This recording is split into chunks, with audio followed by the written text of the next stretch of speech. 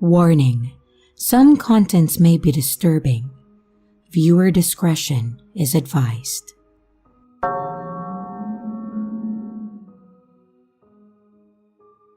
I'm a guy, which is why this is more funny to me that this happened rather than I'm scared for my life. But it's still creepy. I was at the flea market by the end of Walmart when a guy who was around like 50, kind of overweight, and had dark gray hair. He first encountered me when we were towards the front of the store. I'm not a social person, so when he greeted himself to me randomly, I thought that it was quite weird. I also thought that the way he was looking at me was weird. Around 10 to 15 minutes later in the store, the man came up to me again and said, "I'm new here. Do you know where the bathroom is?" And I thought that this was super weird, considering he walked past many people to say this to. And I said something like, "Well, I haven't been here before, so I don't know. I think it's over there." And then he walked away. I'm very judgmental to people and even told myself that maybe I was just looking into it too much. But I knew to keep my distance from this guy. At this point, I was almost done in the store and I didn't see him again until I got into my car. He must have been watching because where he was at in the store for him to walk out was the complete opposite side, and he walked out like 20 seconds after me. He's staring at me the entire time that he walked out, and then he waved, and at this point, I thought he was an undercover cop trying to keep an eye on me, the way that he was looking at me the entire time.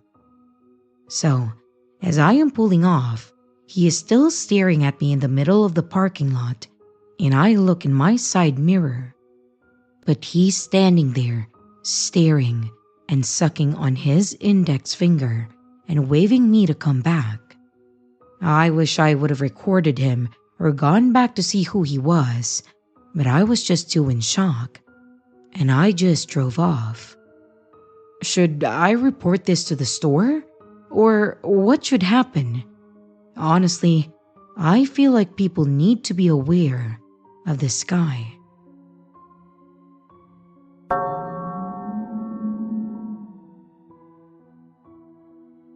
This happened when I was about 12 or 13. For important context, I live in an apartment complex that was 2 sets of rows, and each row with 4 apartments, and I lived in the apartment closest to the street of one row, and I had 2 cousins that live in the apartment at the very end of the row in the back. I would hang out with them just about daily. We were very into soccer at that time, and we would walk to a park about 4 or 5 streets away, along with some of the neighborhood kids, and play soccer there. Now, I say neighborhood kids, but it was a big group of about 15 kids in total, and the ages ranged from about 10 years old all the way to 17. One of my 2 cousins was the 17-year-old, which is why my parents allowed me to go without their supervision. So, on this day, like usual, we made our way to the park. Some of us would walk, some would ride scooters or skateboards, and I had my bike that day. We get to the park and we start playing. About halfway through our game, my parents drive by and they call to me from our car. They tell me that they are going to the store and to wait at the park for them. Okay, no big deal. I figure that they must want to go somewhere else afterwards, and it's easier to pick me up from the park than for me to wait back at the house. Of course, this doesn't make sense because it's a 4-street distance, but at that time, to my 12-year-old mind, it was perfectly logical. We keep playing for about another hour.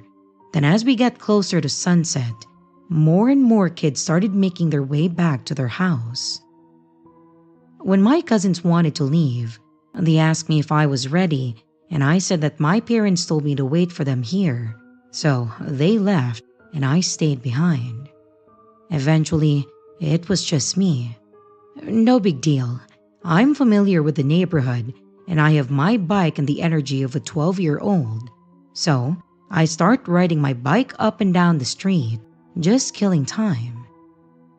At this point, it hasn't occurred to me that if my parents wanted me to wait for them at the park, they wouldn't want me to wait past sunset. Eventually, I get impatient and hungry, but not wanting to get grounded for disobeying my parents, I just kept waiting. Except, instead of waiting at the park, I crossed the street and I was waiting there. After a few minutes, a car drove up and stopped next to me. It's nothing scary yet. There's a stop sign there, so I don't really pay it much mind. Except when it drove away, I realized that the car looked weird. It was old and boxy, like an 80s car. But what stood out was that it looked spray-painted gray. It was definitely not real car paint or done by a professional.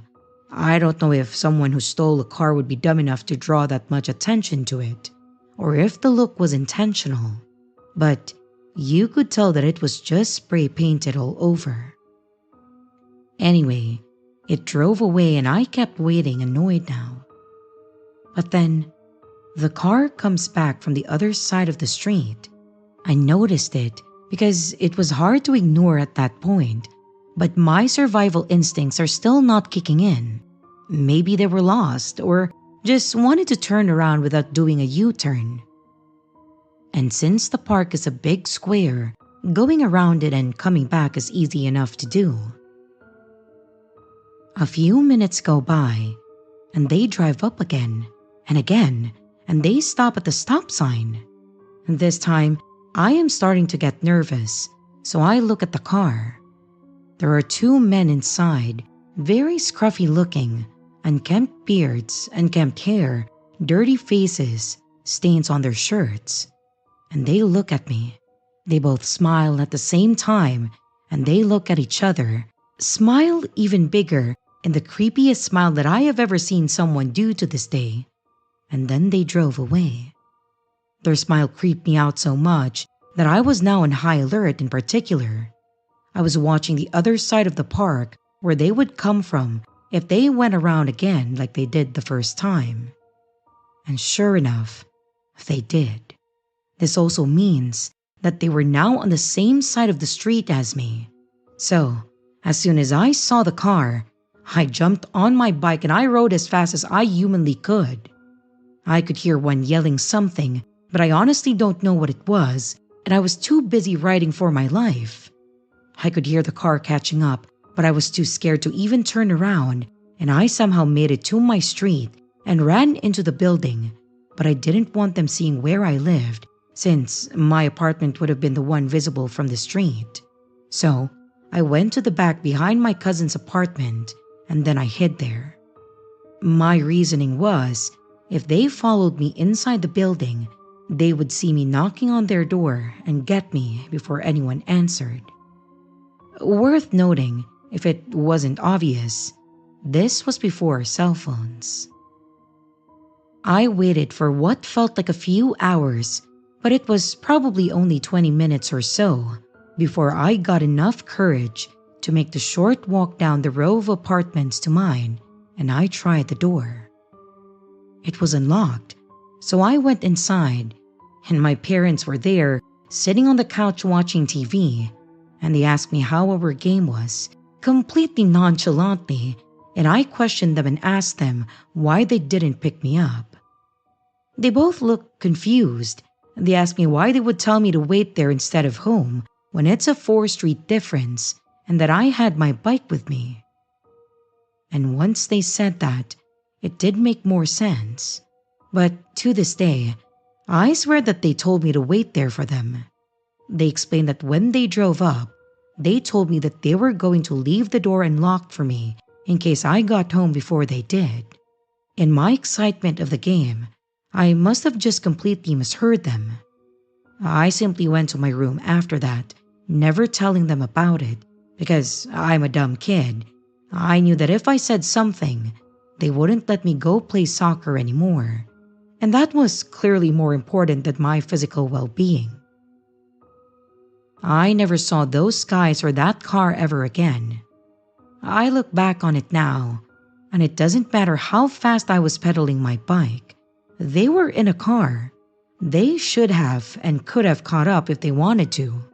So, I don't know what their intentions were. If they were just having a laugh at my expense, if they were trying to scare me, or if they actually had something darker in mind. But I do think back on that day now, and I get chills every time that I realize how much different my life would be right now if they had caught me. So, to the two creepy men in the spray-painted car, let's not meet again.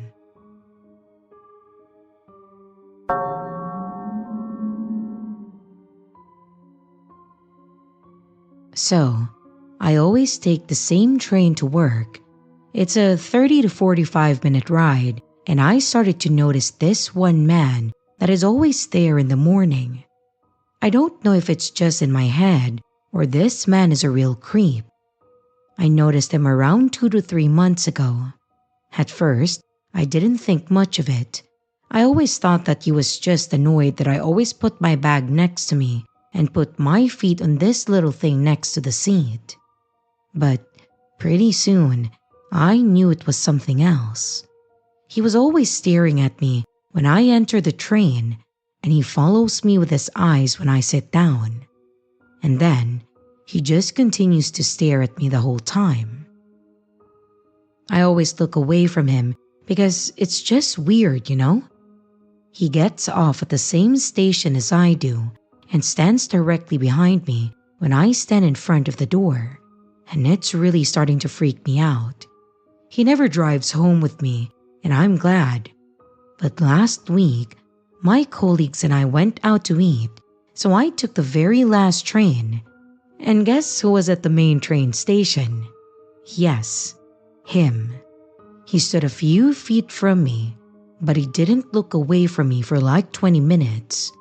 We were alone in that time, but after those 20 minutes, more people came and he went away from me and didn't look at me. I always think about what would have happened if the people didn't show up. As the train arrived and we got in, he walked in the same direction as me and sat down a few seats in front of me to face me.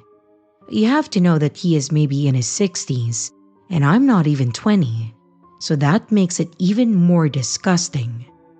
I don't know what to do about it. He continues to stare at me and stands directly behind me in the morning, and it really creeps me out and makes me uncomfortable. I'm scared that I'm eventually alone with him in the train, and if he would do something. Update. It turned out that this man was in prison for sexual assault, and the police were called a few times after he got out. I talked to the police and showed them a picture of the man, and after that, I haven't seen him in my train anymore. So, I guess I got lucky that I was never alone with him.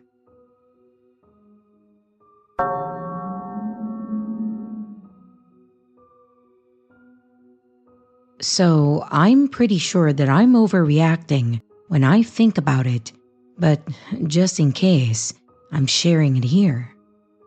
Background info. I'm a 15-year-old girl, and the man in this situation was, from my view, a middle-aged Middle Eastern man. Exactly 1 week ago, I was in Sydney for the holidays, and it was my first time in the city.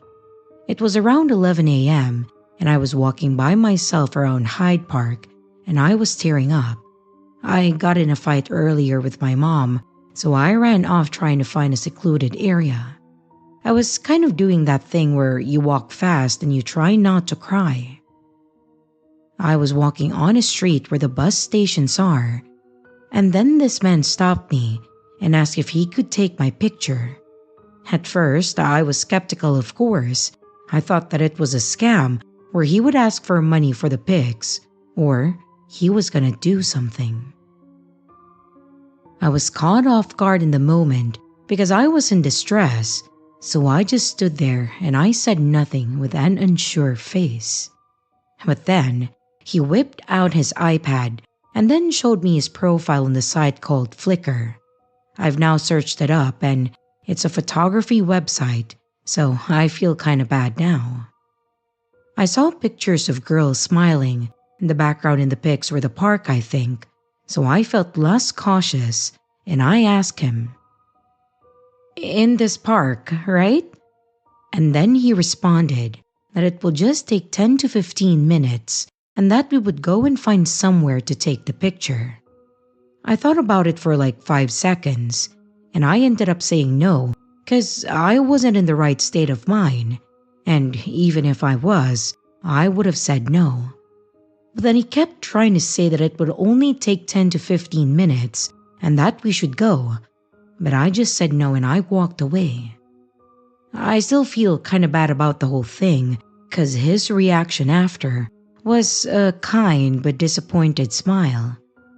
But now that I think about it, I don't think he even had a camera. Maybe he did, but I don't remember. I was overwhelmed, and immediately after, I went into the park and I found an empty space on the grass and I started bawling. I told my family, and of course they all agreed that he had bad intentions. But I'm still really unsure about how I feel about the whole thing. What if that was an actual job? I don't think he picked me because he thought that I was a tourist or a minor, because I've gotten hit on by older guys, and some people think that I'm older than I actually am, which I can see. The fact that I was visibly vulnerable from being on the verge of breaking down, and the guy still tried to convince and talk to me, gives me the doubts, but who knows? Stuff like this has been happening to me a lot recently. I constantly get stares from people. Most are men who just act so weird around me. They either go quiet when I'm near them, or some of them try something like trying to start a conversation with me or say stuff at me. This is making me really paranoid of everyone around me, and just after all the weird encounters that have happened to me, I'm scared to go out by myself. And even when I go out with my mom, sometimes weird stuff still happens, and I just don't know what to do.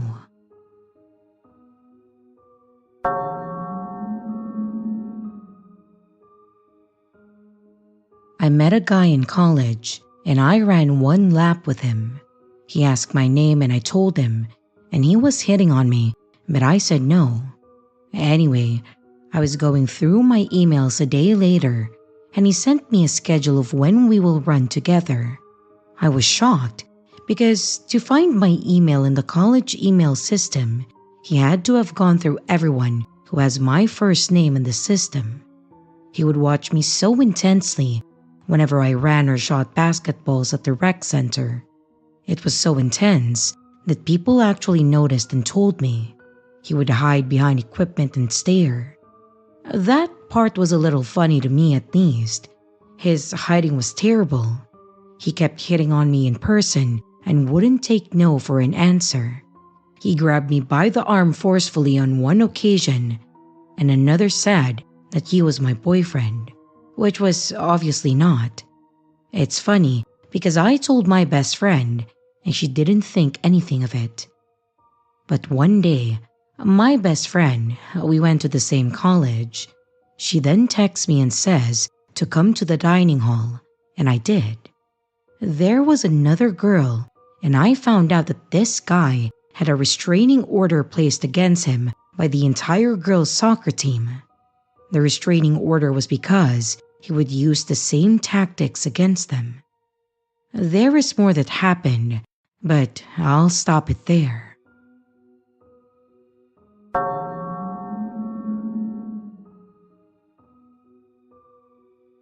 Have you ever looked into the eyes of someone who is truly crazy? Not someone who just does off-the-wall things or acts different, but genuinely insane. I have, and it terrified me. Let me back up. I will be vague on many details for obvious reasons, but a backstory is absolutely necessary. I work for a large corporation and I have a couple of different bosses. But the one that I formed a genuine friendship with is the one that we will call Jeff. Jeff is a very laid back, go with the flow type of guy with a great sense of humor. I also should explain that he is single with no children. Not long after I started working with the company, we became friends and he often stops by my desk to chat. It was about a year ago that he stopped by one morning and I immediately knew that he was not himself. He seemed distant and stressed, which is unusual for him. When I questioned what was wrong, he told me that he needed to speak with me about a situation. Of course, I was immediately concerned and I urged him to go on.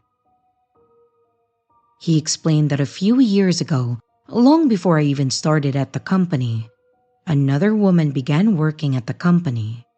She was not in our department, but did work within our company that required her to interact with leadership in our area, including Jeff. From this point on, we will call her Lauren. He explained his interactions with Lauren were not often at all, but she was polite and professional when they did need to speak. He said that she worked for the company for less than a year and then left as she announced that she was getting married and moving. And that was that. He did not encounter her again until a couple of weeks prior when he received a friend request from her on social media. He explained that he didn't think much of it and accepted it as he was Facebook friends with many colleagues both past and present. She then messaged him later on after accepting the request. He said that he chatted back with her initially as she seemed to just want to catch up.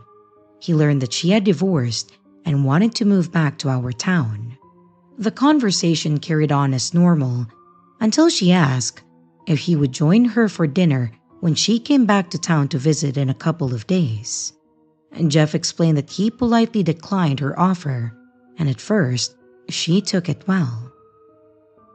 But then, it all went downhill from there. He stopped responding shortly after declining the dinner invitation, and within a few hours, he received erratic and insulting messages from her. Everything from calling him a wimpy bitch to saying that she was the best thing that he could hope for, and he blew any chance with her now. He did let me read some of these messages myself right then. He honestly felt like these were drunk texts, but still bothered him, and then he blocked her. He figured that was the end of it. But how very wrong he was. She then began emailing both his personal and work email, pleading for another chance, saying that she was drunk and didn't mean it, saying that she needed to see him and so on. I would get to read a lot of these myself when I would later be asked to print these off for him for evidence. The reason he was telling me about this that particular day was because he had received a message request from Lauren's sister saying that she needed to talk to him about Lauren and that it was urgent. He accepted and responded to who we will call Beth. Beth told him something that had snapped in Lauren when she went through her divorce, and she became fixated on a man that she called Jeff. Beth explained that she had tried to talk some sense into Lauren when everything fizzled out with the initial conversation with Jeff. But Lauren wasn't having it. Lauren told Beth that he was her soulmate and that she was going after him. All of this led to Beth explaining that Lauren had flown into our town and was staying at a hotel close to our company and was coming to see him at work. Jeff said that he had found out what Beth said to be true when he came in and found Lauren standing outside his office. She immediately ran to him when he saw him and then pulled him into an awkward hug. Jeff said that he smelled the alcohol on her and he immediately pulled away. She explained that she was here to get her old job back and needed to see him. She also brought him gifts that included gift cards, snacks, and a picture of herself. Jeff refused these gifts, but she became more forceful and insisted he keep them. Jeff got away from her shortly after saying that he had a meeting. He then went to HR to explain the situation and how he absolutely did not want her to be employed there again. He provided me with a copy of the picture she left for him and said that if I saw her anywhere around the company property, to notify security. Beth later sent Jeff a picture of Lauren dressed as a man that Lauren had sent to her, saying, "I'm wearing a disguise so I can watch him without him knowing it's me." Again, this was nearly a year ago. Things only escalated.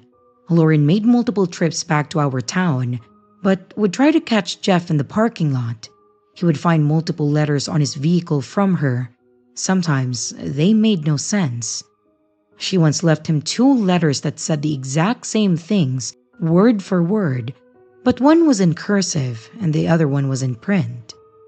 Jeff blocked numerous email accounts, only for her to make new ones, and she professed her love for him, begging him to want her. She stated that she made him her beneficiary if anything was to happen to her. She even sent emails that were clearly from her, but claimed to be other men that wanted her and needed him to release her so that she could love them instead. Again, I got to read all of this when we were printing for evidence. She eventually got his personal cell phone number somehow and began calling and texting him constantly. He would block the numbers, only for new ones to come through. This eventually ended up in court, and a protective order was granted. This did bring things to a halt for a while. Jeff was finally himself once this occurred, as he had become a shell of himself, and I really felt horrible for him. Well, that was until this week. On Monday morning, Jeff came by my desk and I could tell right away that he was not happy. And before I could say a word, he demanded to know who placed all those letters on his desk. I was confused, as I had no clue what he was talking about. I said as much, and he explained that there was a thick stack of letters and handmade Valentine cards on his desk from Lauren. We later found out that they had been stuffed under his door, and the housekeeper found them scattered on his office floor when she went to clean it. She didn't know what they were, so she just picked them up and neatly placed them on his desk. This was as troubling as it was figuring out how she got in the building in the first place. And shortly after, Jeff returned to his office to finish up some things before taking the letters to the police station. I was working away at my desk when I received a call from Jeff. Upon answering, I heard an almost panicked Jeff saying, "She's here!" He explained that he got a knock at his office door and opened it to find her on the other side grinning at him. He said that he told her that he was calling the police and slammed the door in her face and locked it. He called the police and then called me to inform me that she had been there and the police were on the way.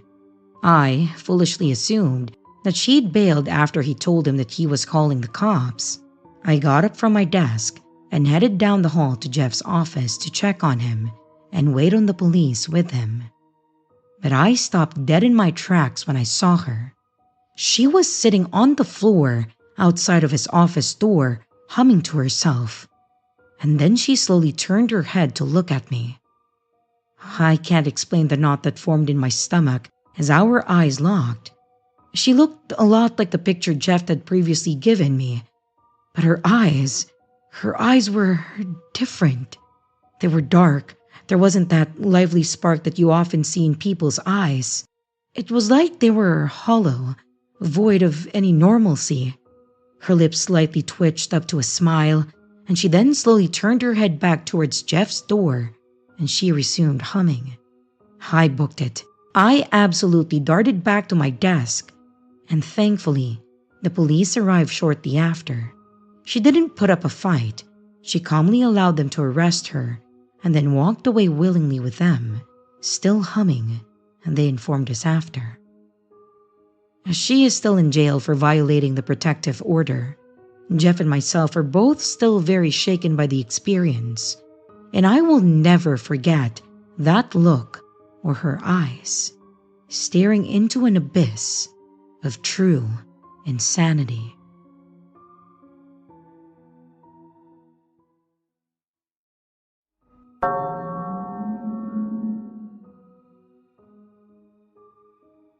So I grew up in a very small town next to the Mexico border in America. My family had taught me about being cautious of human traffickers and drug traffickers in our area because of the recent cases. Not quite sure if that's important to the story, but it definitely helped with how I acted. My best friend and I, who were both 14 at that time and in high school, decided to take a walk in a nearby park. It was a very popular park, and it was a walking distance from both of our houses, so off we went. As we were walking around and talking, a grown man who was about in his 40s came up to us. He said that he was new in town and didn't know where anything was. My friend and I gave each other a look of slight nervousness, but we kept our cool. We didn't engage him much in the conversation, but we could tell that it was getting more and more uncomfortable. He asked if we went to the local middle school that was down the street, and I said we were high schoolers, but didn't mention which one. It already bothered me that a grown man wanted to talk to who he thought were middle school kids. Then I noticed something and gave my friend a signal with my eyes. There was another man behind us, also following us. I wouldn't have even noticed him if the guy talking to us didn't give the guy a smile when I confirmed that we were underaged. This man kept his head down when I looked back. He wore a hat, seeming to hide his face.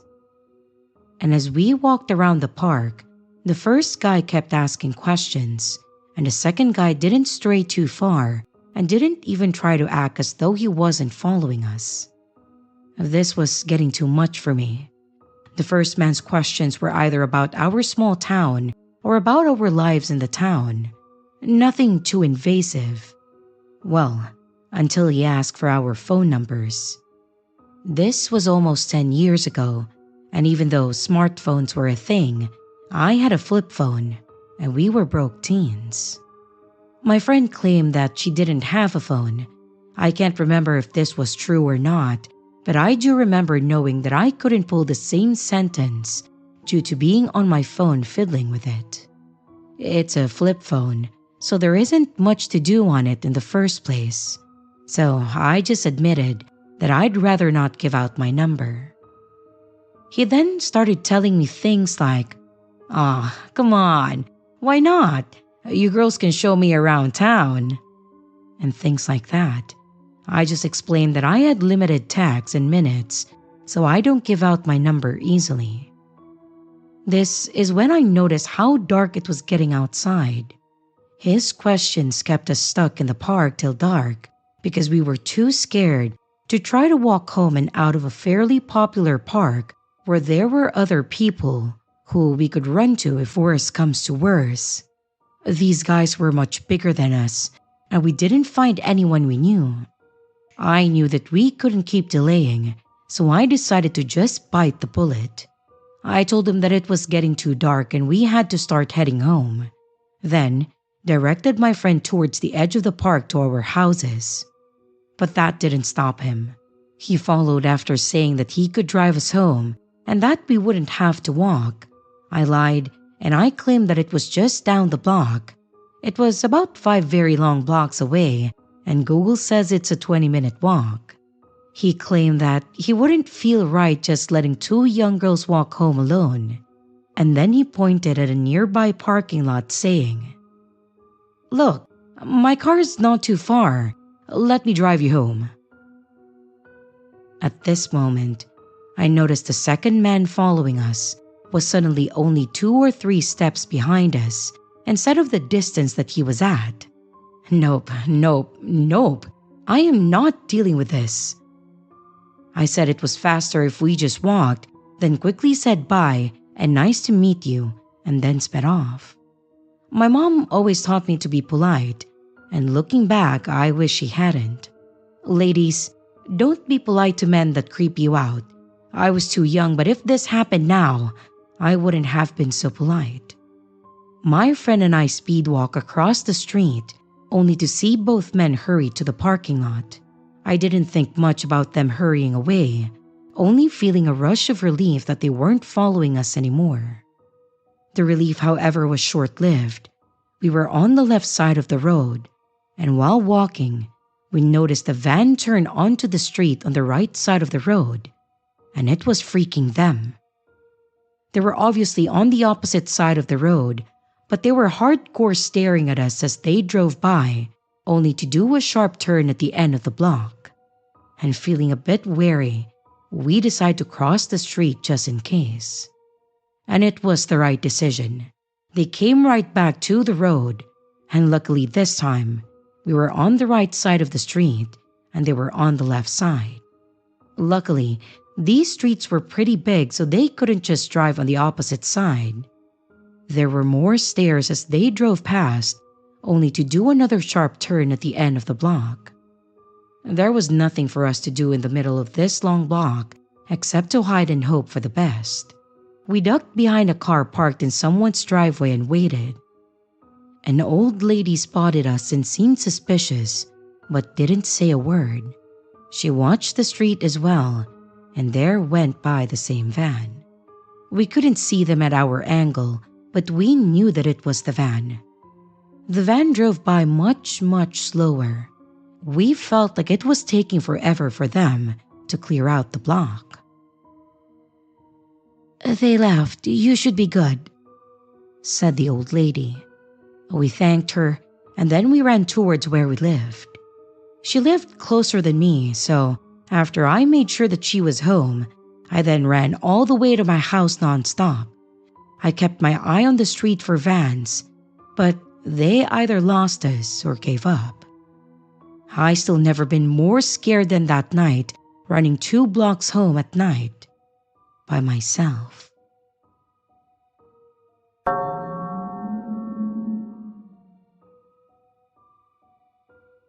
I want to preface this by saying that while I don't live in the safest neighborhood, I have lived here all my life without feeling unsafe. Neighborhoods like mine, which are impoverished and predominantly minority, are often labeled as dangerous, but they foster a strong sense of community among all the residents. One night, I was walking home after leaving my apartment to buy something at a nearby store. I live in a city that never sleeps, and it was only around 10 or 11 p.m., so it was just a regular early night of me going to the deli to get snacks. There was nothing eerie or weird or dangerous about it. And as I entered my apartment building, a man hurried to catch the door before it closed behind me. It's common for people, including myself, to forget their keys or need to use the intercom to enter. So, I held the door for him despite not recognizing him and sensing that he was intoxicated. My building has 2 sides, and I assumed that he lived on the other side since he wasn't a familiar face to me. Like I said, I have lived here all my life and I know most of my neighbors. As I walked into the lobby, there was another boy waiting for the elevator, and thinking back, I don't believe I recognized him either. When the elevator arrived, the boy and I walked in, and at the last minute, the man grabbed the door to join us as it was closing. It was then that I noticed the man had been lingering off to the side of the lobby, waiting for the elevator too, and I began feeling uneasy. Because the man had entered at the last moment and he was able to see the elevator floor button that I pressed. His finger hovered over the button of the floor that I had just pressed, as if he was also going to press that one, until he noticed that it was already pressed.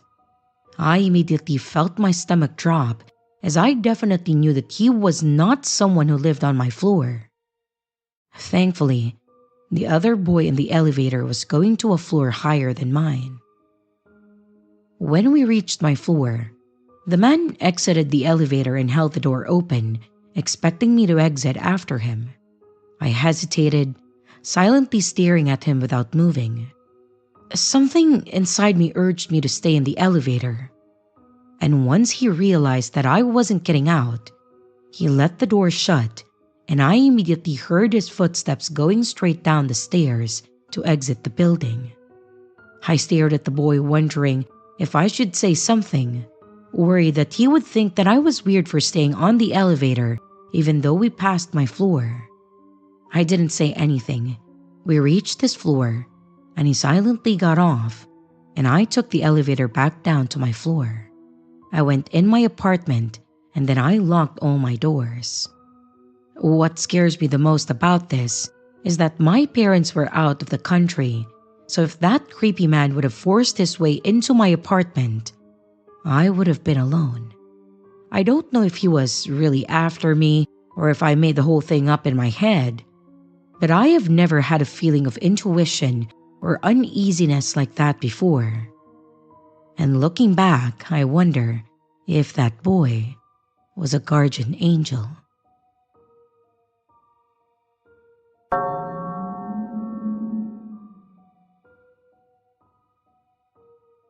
A few years ago, my girlfriend, me, and 4 of our friends rented a cabin for a few days during spring break. We just wanted a place where we could all chill and do whatever. The only determined plan we did make was for all of us to go rock climbing together. The cabin was bigger than expected too. It had 3 bedrooms, one with a master bath, and then another separate bathroom, which was great. The living room was spacious enough for all of us to watch a movie in, and the kitchen was big enough for one of my friends to cook a full-course meal. He was going to a culinary school at that time, so he was always willing to cook for someone, and we were always willing to be the guinea pigs. The kitchen had a door to the back covered porch, which then led out to an open field with a big fire pit and trees that lined the back of it. It was perfect, especially for the price. And if it wasn't obvious, there were 3 couples and we all drove separate cars and met there. We all chipped in and split the cost of our food, drinks, and entertainment, and legitimately all worked out really well. I think the worst part that we had experienced was Mike and Jess missing a turn and having to guide them backwards.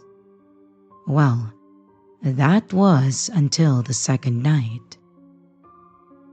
The night had a slight chill to it, but nothing a bonfire couldn't fix. So we went to start a fire and realized that none of us brought lighter fluid, so we started looking around the cabin for a lighter or matches or anything. We finally found a lighter that barely worked in the bathroom and was able to get our fire started. We all grabbed some drinks and sat by the fire, just talking and screwing off, when I noticed Leslie staring off. I nudged my girlfriend Madison to look at her, and then she called her out. That's when Leslie pointed out a figure standing by the trees. Isaiah, being the guy that's not afraid of anything, called him out, asking if he wanted to join us, or if he at least had a lighter.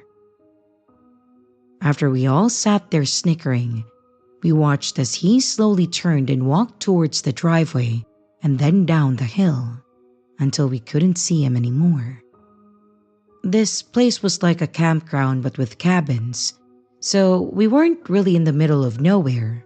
So at first, we just assumed that it was someone at a neighboring cabin watching us, possibly mad about us being outside, possibly being loud, you know? That was actually a tame night, but some people are pretty whiny like that, so we decided to just take it back inside since the fire was weak anyways. And the rest of the night was just us playing a game inside, and it went just fine. The next day was our rock climbing and hiking day. We all piled into Jess's Jeep, and then we headed to the place. And the event went great, and we were all having a lot of fun. We ended up coming across a lake at the bottom of a small cliff, and being the dumb young people we were, we all made bets and dared Isaiah to jump into the lake from the top of the overhang. And like I said, It wasn't that high up, and swimming was permitted in that lake, so it wasn't that big of a deal. It was more so just his girlfriend that didn't want him to do it, but as dumb guys do, he did it anyway. And once we all got in, I just enjoyed floating on the water and people watching. When I noticed someone who stood out. It was a guy standing over by the cliffside that Isaiah jumped from. But the reason he stood out was because of his choice of clothing. While everyone else around us was in hiking garb, some bathing suits or even just shorts and a t-shirt, this guy was in black dress pants, a black suit jacket, and a black hat like a fedora style. He had the hat on pretty low, however, so I couldn't see his face. Yet, I felt his gaze.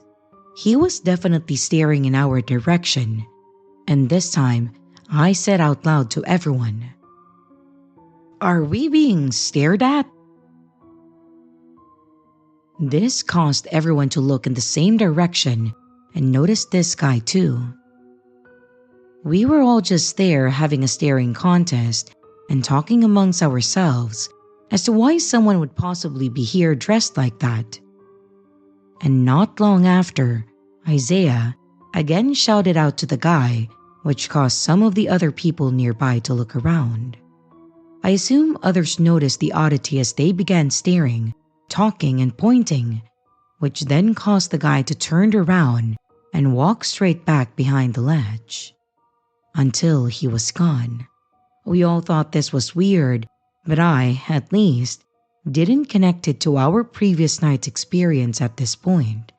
I just thought that it was someone being weird. We ended up leaving shortly after to get stuff for dinner, as well as some lighter fluid, just to be prepared for our next fire. After dinner and freshening up, we tried to have a bonfire again. This time, it went a lot better, and we had loosened up and were having a blast. We were talking and teasing. The girls were even pushing their limits and making a fool of themselves. It was genuinely a great time for us. Well, that was until Leslie was again caught staring into the trees. That's when we all turned to look and saw the same guy. This form was the same, but with a giant flashlight Mike bought this time, we could shine the light right on him. He was wearing the same pants and suit, jacket, and hat. And when the light hit him, he didn't really budge though. He leaned his head down some, probably to block out some of the light, but otherwise, he didn't do anything else. Isaiah again yelled at this guy, but it was a bit more threatening. I don't really blame him though. The girls were getting pretty nervous, and this guy had obviously been following or watching us. But this time, after a lot of shouting, I think most of us started feeling uncomfortable with the situation, and we all agreed to go inside. Once in, Madison actually called the cabin management office and told them that someone was being creepy around our cabin and said that they would send someone out to take a look. The rest of the night wasn't as eventful, as the staring guy kind of made us sober up some, but we did watch another movie until some of us started getting drowsy. Leslie and Isaiah went to their room, Madison went to bed before the second movie ended, and I followed her after it was over, leaving Mike and Jess in the living room. Mike was already snoring, so I assumed they weren't going anywhere. I don't know the exact time, but I know that it wasn't more than an hour or so after I went to bed that I woke up to a piercing scream. Madison had been startled awake too, and after confirming that it wasn't her, I ran out of the room to find out what the hell had happened. I found Jess screaming in the living room. The front door was wide open, and Mike was gone. She then explained that she woke up to a scratching sound, and when she looked at the window behind the couch they were on, she saw someone trying to open it or at least standing at it. She then said that Mike ran out of the door to catch the guy. Isaiah and I ran out after him, but found him shouting towards the trees. When we caught up to him, he said that he had caught up to the guy, knocked his hat off, but the guy fought back with pepper spray or something to that sort. He said something hit his face which made his eyes burn, and it was hard to breathe. We brought him back to the cabin, and this time, we called the cops and the office people. This time, Madison was not as nice. Police actually showed up pretty quickly and then took our report. And then they looked around the cabins. They even went to a couple nearby and questioned those people too.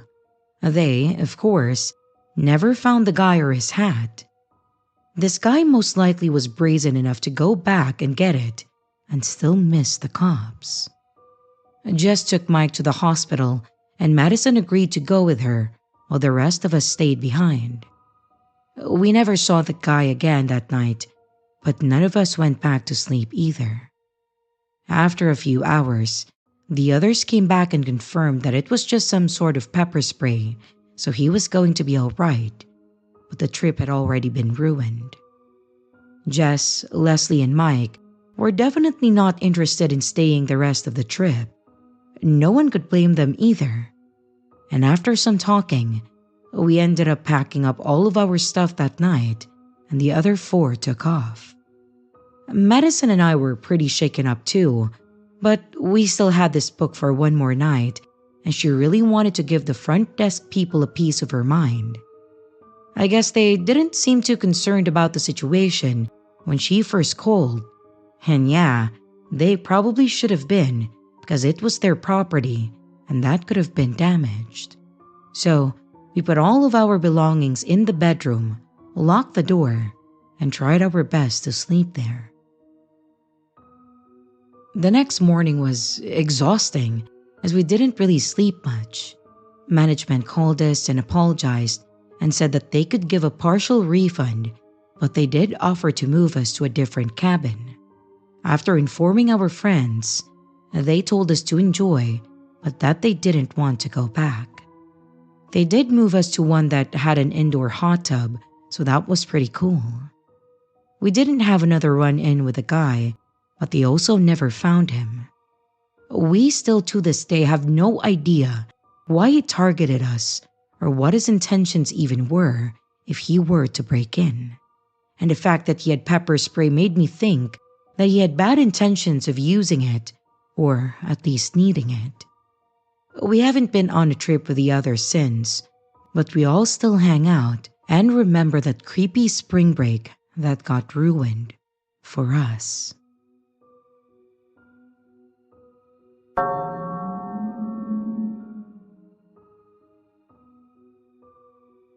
This story is 100% true, and it's always creeped me out, and I think about it a lot.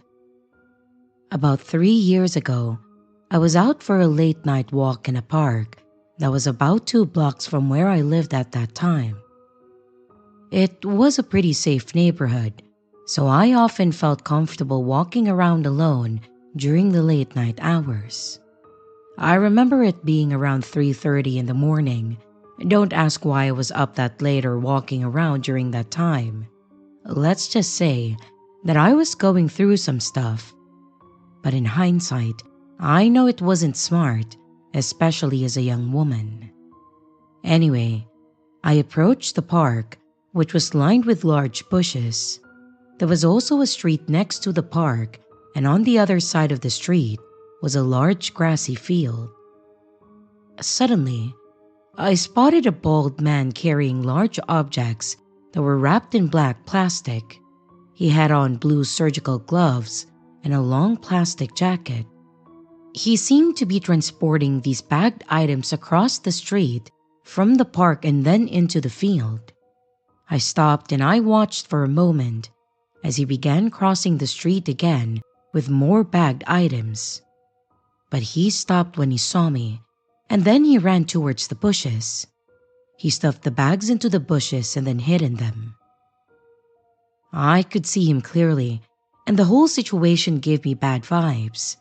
So I quickly turned around and I started walking back home. I glanced back to make sure that he wasn't following me, and I saw his bald head peering over the bushes, staring at me.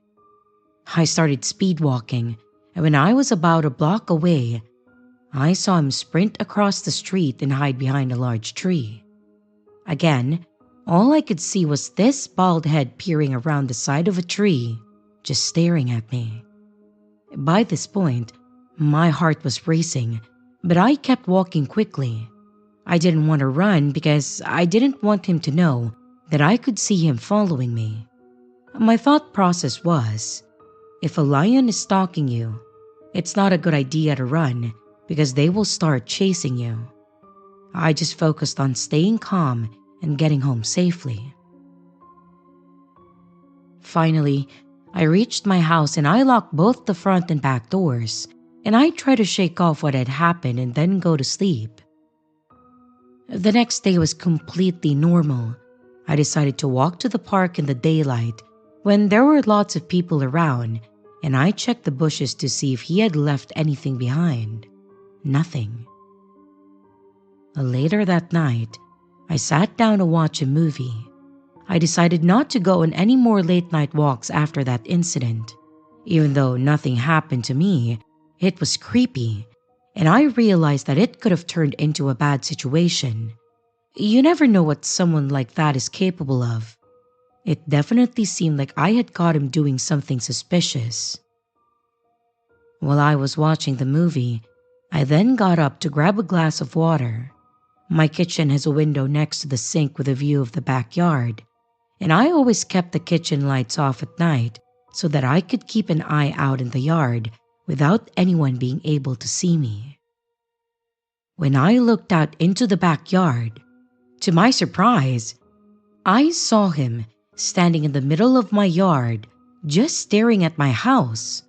I knew it was him because even in the dark, I could make out his pale bald head. I immediately cracked open the window and yelled, "Hey!" And he took off running, leaving the gate to my fence wide open. Since then, I never saw the man again. I still have no idea what he was doing that night or what his intentions were in following me home and also stalking my house. But I don't think I want to know.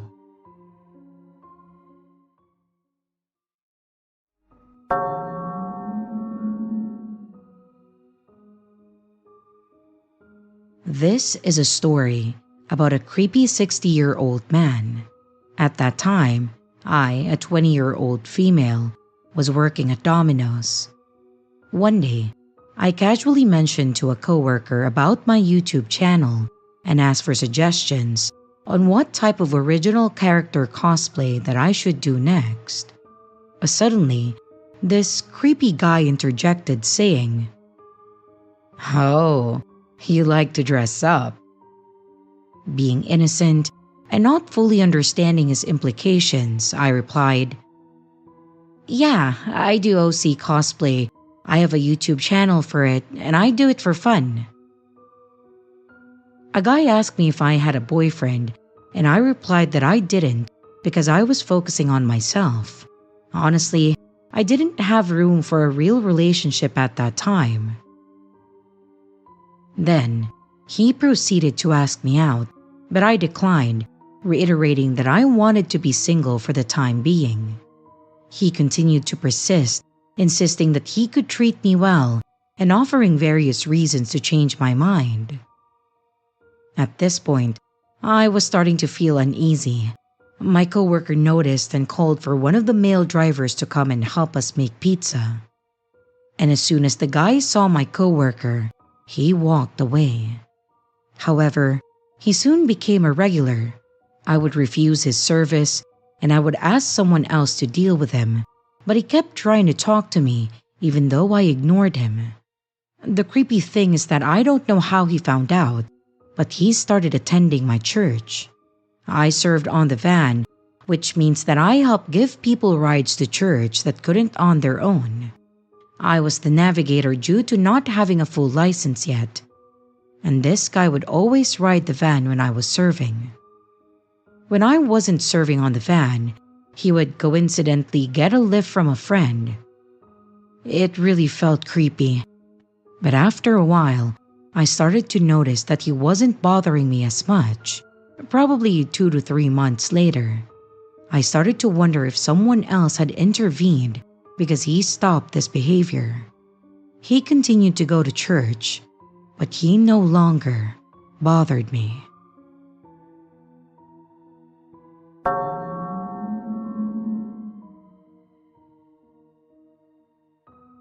I'm a female, and I was 22 years old when this happened. I worked in a grocery store which had been featured in the news. You could see me in the clip and it was clear where I worked. I just came back from vacation and a co-worker told me that some guy had been coming around every day for a week asking for me. When I asked who or why, they told me that they had no idea, but he was around my age and seemed a little off. A few hours passed by, and my coworker came and told me that the guy was back and again asking for me. Let's call him James, I can't remember his name anyway. In the back room, we had a computer, and you could see all the camera footage from all over the store. I looked, and I didn't recognize who James was, but I decided to go ask what he wanted. He was clearly drunk and said that he had seen me on TV and wanted to ask me out. I replied with, "Oh, I'm sorry, but I'm in a relationship." Even though I was single, I said that I needed to get back to work, and he asked if he should come with me. I was confused and I said that I am working. He then left, but I could see him through the cameras outside the store drinking. A few hours passed by, and he was still waiting for me outside, so I had to use another exit when I left. The next day that I came to work, I saw him waiting for me outside the store. He had a huge smile on his face and walked up to me. He was really shy and didn't say a word until I said hey while passing by to get into the store. He followed me inside and said that he needed to talk. I asked him what was up and he said, how about we go to the movies?" He was really creepy and I replied, "I'm sorry, but I have a boyfriend, remember?" And as I was walking away, he started following me and asked if he should come help me with my work. "No thanks," I replied, and once again, I looked at the camera footage and yet again, he was waiting for me outside. At this point, I started asking a male coworker to escort me safely to the tram every night when my shift ended. I started getting really scared once this had been going on for a while, and he clearly wouldn't leave me alone. I asked my brother if he could drive me to work on his motorcycle and hug me outside my workplace so that it looked like he was my boyfriend, and James would maybe leave me alone, since I know he was somewhere watching and waiting for me to get to work. But it didn't help at all.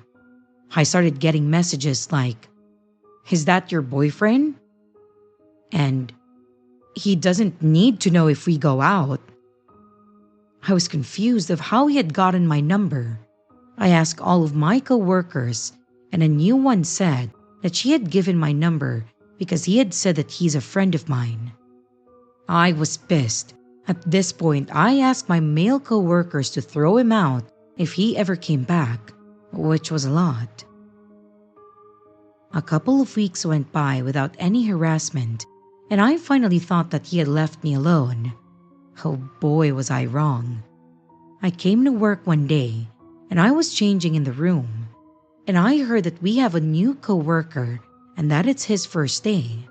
I didn't think anything of it, and I proceeded to change my clothes.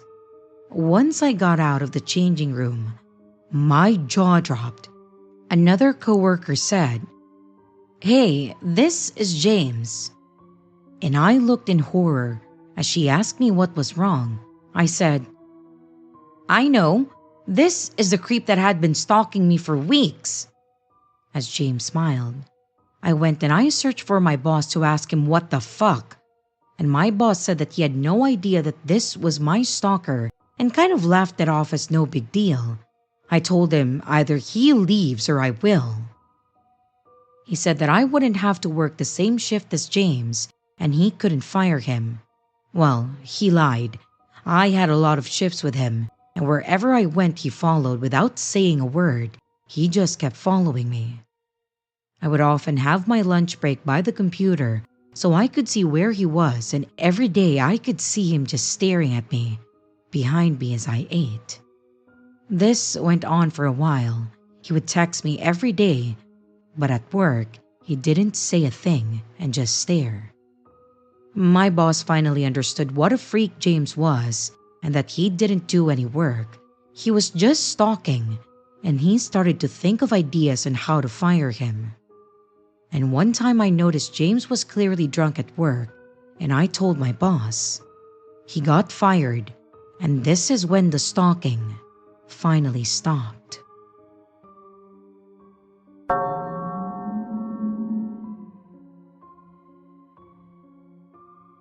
Speaking on behalf of my little sister, because she's paranoid on anything coming back to her. I'm trying to keep it short. She lived at the apartment unit for almost 3 years. Everything about the property is well maintained and it's a nice community. But she's very concerned about one of the maintenance guys. She's had encounters where in the mornings, despite leaving at odd times to go walk somewhere, she prefers to go in the mornings or on lunch. She will encounter him suddenly as she is leaving the property. This occurs about 8 out of 10 times on average. She vocalized that at first, he was very nice, but she's very independent and doesn't like asking for help and rather figure things out herself. So, when he goes out of his way to open doors for her, and once he offered to drive her to a postal service to drop off a package, she said that from this moment, she did not feel comfortable being anywhere on the complex, and it was just going to be her in a room or even crossing paths. I visited over the winter break and I got to scope out the maintenance guy, and he definitely has an overly nice personality that you just can't trust. No one is ever that nice. It's just not realistic. Well, the final straw was that she's been monitoring her Ring camera and saved videos of him walking by the door. And strange enough, she got a video of him coming up to the door, but then backing off. Almost like you're subconsciously thinking about the people who live in the unit and seem distracted. My sister pleaded a case to the property manager, but from what it sounded like, it was more forward that she seemed safe when doing, which is confronting the maintenance guy, despite the manager vouching that he is not anyone of concern and it's just his personality. I disagreed, insisting that she should be careful and make note of anything strange on the cameras or crossing paths. She told me that she hopes to move out the city by August and told her that if anything comes up, I would make the trip out to visit again.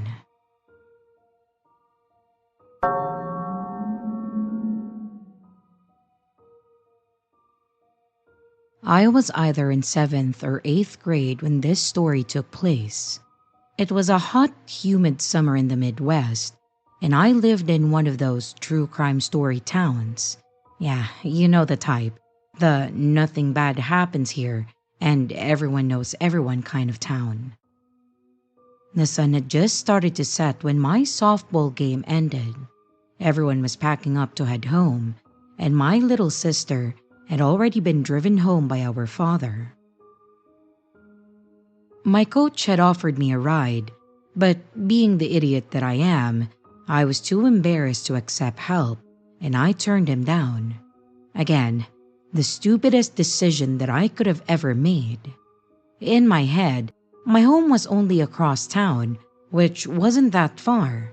Besides, I had my bike, and I was already on thin ice when it came to leaving it at other people's houses. So, once most people had left, I packed up my gear and I began riding home.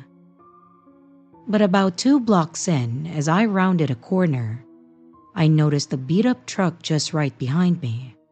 At first, I didn't think much of it. Small town and all, you know. It wasn't like they were barreling towards me. But after another block, they were still following closely, and something told me that I should take a second look. When I glanced back, alarm bells started ringing. In the car behind me were 2 college-age guys that I didn't recognize. When I say this town was tiny, I mean it. Our population was only about 500, and I was pretty sure that I should have seen these guys at least once. Plus, the nearest college was a 40-minute drive away. But in an attempt to be friendly, I forced a smile as I looked at them. But neither of them smiled back. They didn't even look annoyed at me being in front of them. No, they were staring at me, dead-eyed as if they were fixated. At that time, I was a big fan of true crime, and I had heard once that if you think someone is following you, you can try circling the block, and if they're still there, chances are they're really following you. I didn't have a phone back then, so I couldn't call anyone. Circling the block to calm my nerves seemed like the best option. I tried to rationalize it in my head, thinking, "They're just trying to get home, Star." You're just paranoid, that's all. So I decided to circle the block. I started by taking 2 left turns, maintaining a steady pace and not looking back. My reasoning was that if they didn't know that I knew they were following me, they might not do anything. But even as I did this, I could feel my body shaking, my mind racing for anyone nearby whose house I could go to, someone who might actually answer the door. They kept pace behind me, never speeding up to get ahead of me, never honking or trying to push me out of the way. But as we rounded the 3rd corner, panic really started to sink in. I threw suddenly out the window and started pedaling as fast as I could, trying to make a full circle. And as soon as I sped up, they did too. I had spotted a house that I recognized, but the chances of someone being home and answering? Well, slim to none. It was a block away, and to this day I have never pedaled faster in my life. And as soon as I reached the yard, I practically jumped off my bike, leaving it in the grass. I glanced back at them one last time, and just as I feared, they had stopped at the same spot where I had left my bike. Both of them were staring at me, waiting. I chose the side door instead of the front, hoping that it would be less obvious, but they could still see me. In the last moment of panic, I decided knocking wasn't a good idea. They'd realize that this wasn't my house and someone might not be home. So instead, I flung open the screen door, trying to squeeze myself a little behind the main door to make it look like I was entering, and then I yelled, "I'm home!" hoping that they would hear me. I don't know how, but maybe by some miracle, as soon as I said that, they sped off down the street, and I never saw them again. Once I saw that they had left, I quickly ran around the back of the house, hiding behind the yard for what felt like an eternity, though it was probably only about 15 minutes, before leaving my bike there and then walking home, ducking behind trees and houses every time that I hear a car. I made it home safe. I didn't cry, though my heart was pounding 1,000 times per minute. I told my father when I got home. He believed this experience was me making up excuses as to why I didn't bring home my bike. So, I just never reported it. I can only hope that this was a misunderstanding and that they have never tried this again.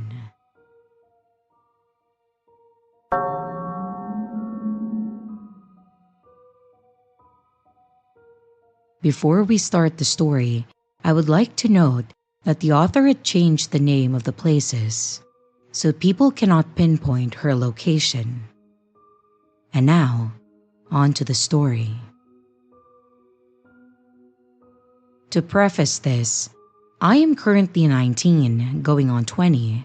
Due to a vindictive teacher, she manipulated the grade so I would have to repeat the third grade because I called another student a brat for crying about wanting her mom.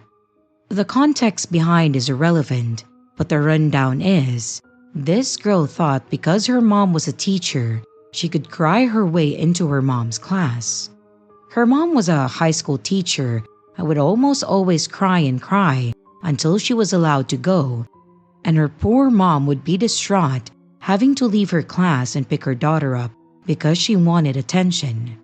I ended up snapping and telling the girl that she's in the third grade and is too old to be crying for her mom and disrupting other students leaving. Probably a bit harsh, but you could tell that this girl was spoiled. Now, on to the actual person in question. In August of 2023, I was in my junior year.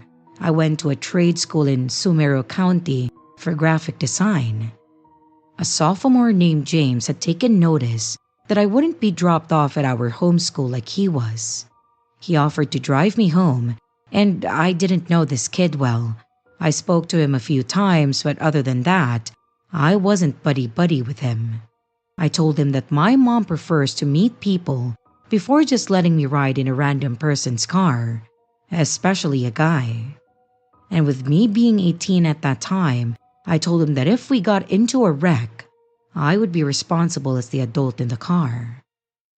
And after that, he didn't really bother me with anything. We still talked and I could tell that he wasn't neurotypical. It wasn't until my senior year that things got really creepy. We exchanged numbers because I would sometimes help him with homework that he didn't fully understand, and I give him recommendations of horror channels on YouTube, such as Reddit stories, creepypasta readings, or channels that cover disturbing videos like Hannah the Horrible, Nick Crowley, and Nexpo. But within a month, he found my home address. I never told him where I lived, and he got dropped off way earlier than me.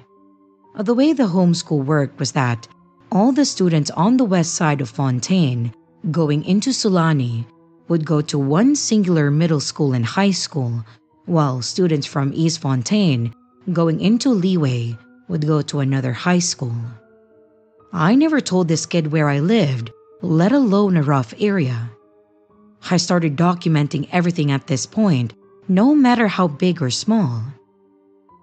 In the next following months, if I would fall asleep on the bus, he would tap my headphones, snap them on my ears, kick my legs, shake me, or call my phone just so I would talk to him.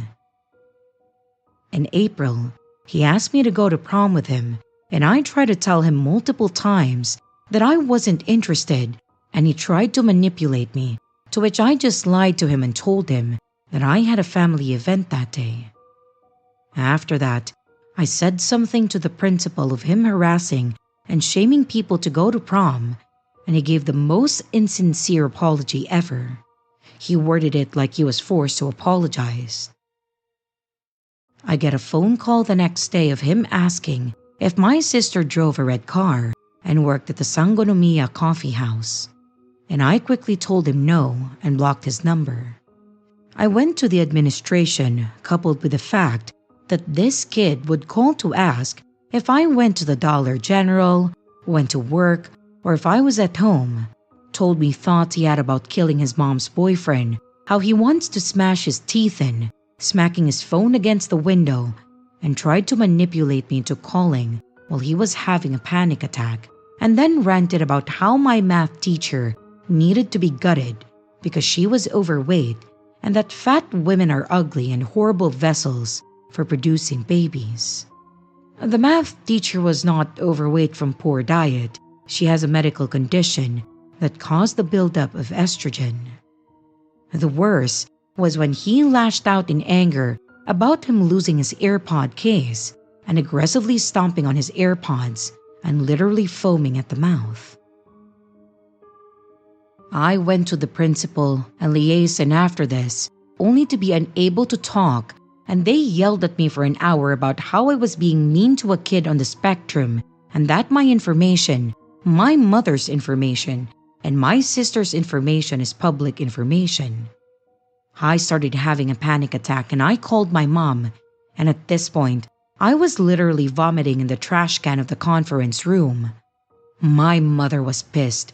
My mother told me to call the sheriff's office after I get home, and the sheriff actually went to this kid's house and told him to knock this shit off, or I had every right to file stalking and harassment charges. The 180 Women's Shelter confirmed that what the principal and the liaison did was disgusting and dangerous. And so far, I haven't seen him, and I still have his number blocked. Hopefully, I don't see this little bastard anymore. To James, if you see this post by some chance, stay the fuck away from me and my sister. I hope your future general finds out about this shit. And yeah, that's right. This fucker wants to be in the goddamn army. And should I see him again, I won't hesitate to press charges against him. I don't care if it ruins his life forever. He's a danger to those around him, and potentially himself.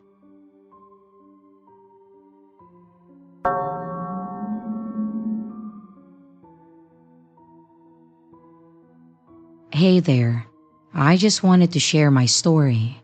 I'm keeping all names and ranks out of this because I want to remain anonymous and not lose my job or risk my career even more than it has already been impacted.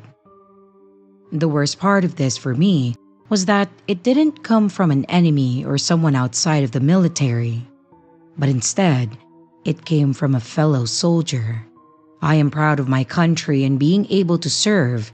However, I am not happy with how this was handled.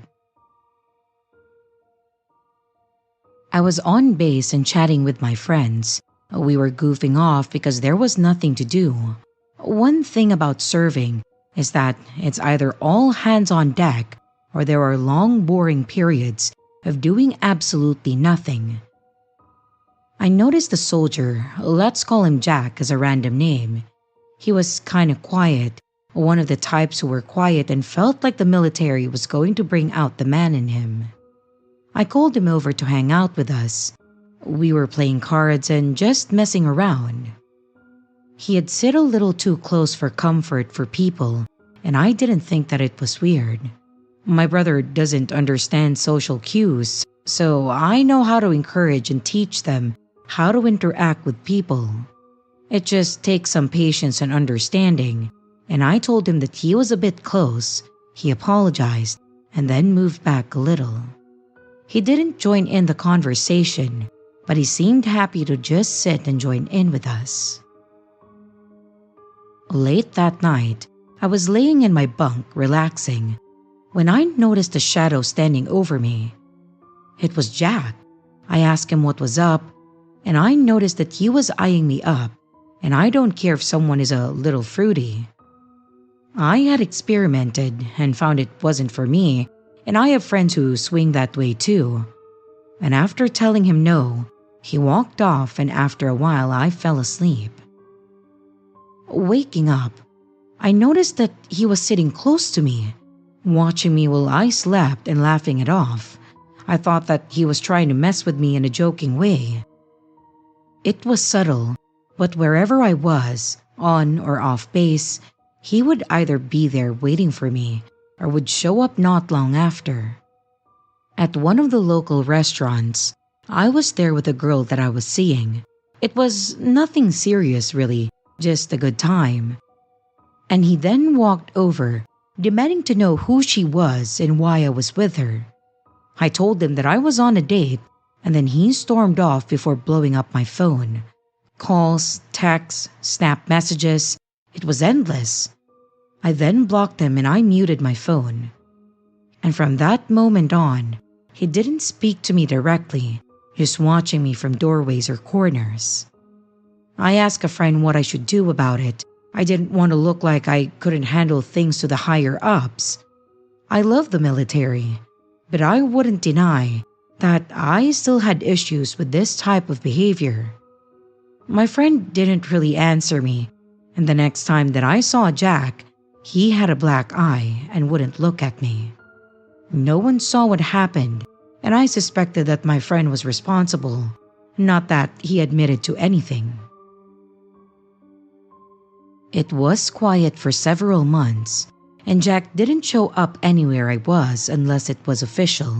We didn't speak, but out of the blue, he confronted me, telling me that I didn't need to send my boyfriend to get him. Telling Jack that I didn't know what he was talking about only made him angrier. He yelled at me that I had led him on, and not once did I. The only thing I did was offer him to come join in with us because I thought that he looked lonely. I asked him to calm down, and admittedly, I shouldn't have done that either. He exploded at me, and we ended up fighting. I finally lost it with him. I remember throwing punches and screaming at him to stay away from me, and Jack gave me a creepy smirk in response. The first time that I ever saw any emotion on his face. Never in my life have I been so patient when it came to dealing with someone. We were separated, and needless to say, we both got into trouble. I told him about the events leading up to the fight. I got skepticism, blame for not shutting it down sooner, and told that it doesn't look good if I wanted to advance through the ranks if I couldn't keep someone in line. This experience made me question my role in the military and whether I was cut out for it. Jack was dishonorably discharged, and let's just say that I got off lightly from his stalking. I'm still in the military, and again, consider it as an honor to serve my country. I hope you enjoyed my story, and I hope that you share it with others. And to everyone who might be able to hear this, thank you for listening.